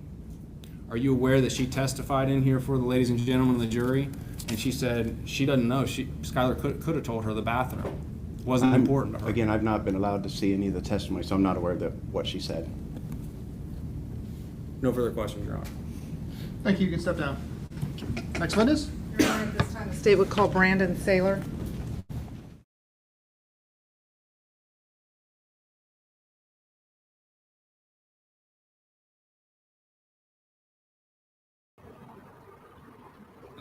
And that is where we will stop and pick up on tomorrow. Oh, the state's next witness is Brandon Saylor, and we will get to that testimony along with Detective Christopher Wong and Brooke Skylar Richardson's father, Scott Richardson. Until then, I thank you all for joining me for this installment of Ohio versus Richardson.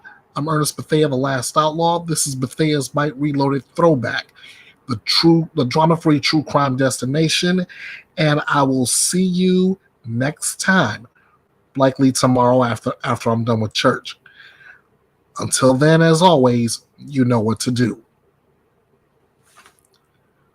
Bite this. Hey guys, this is The Last Outlaw saying thank you to all of you who watched this video and subscribe to Bethea's Bite Reloaded, your drama-free true crime destination. I couldn't dream of doing this without you, so thank you. Did you enjoy this presentation?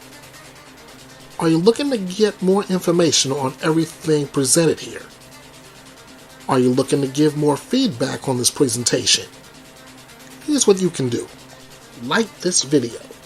The more eyes on this video, the more this information is spread to others, which brings us a step closer to justice served. Share this video to your social media. Just like dropping a like, the more eyes on this video, the closer we get to justice served. Drop me a comment, whether it's on the topic or the presentation. I am open to all comments, whether it's a theory, a speculation, or a suggestion. I will respond to all. If you haven't subscribed yet, what are you waiting for?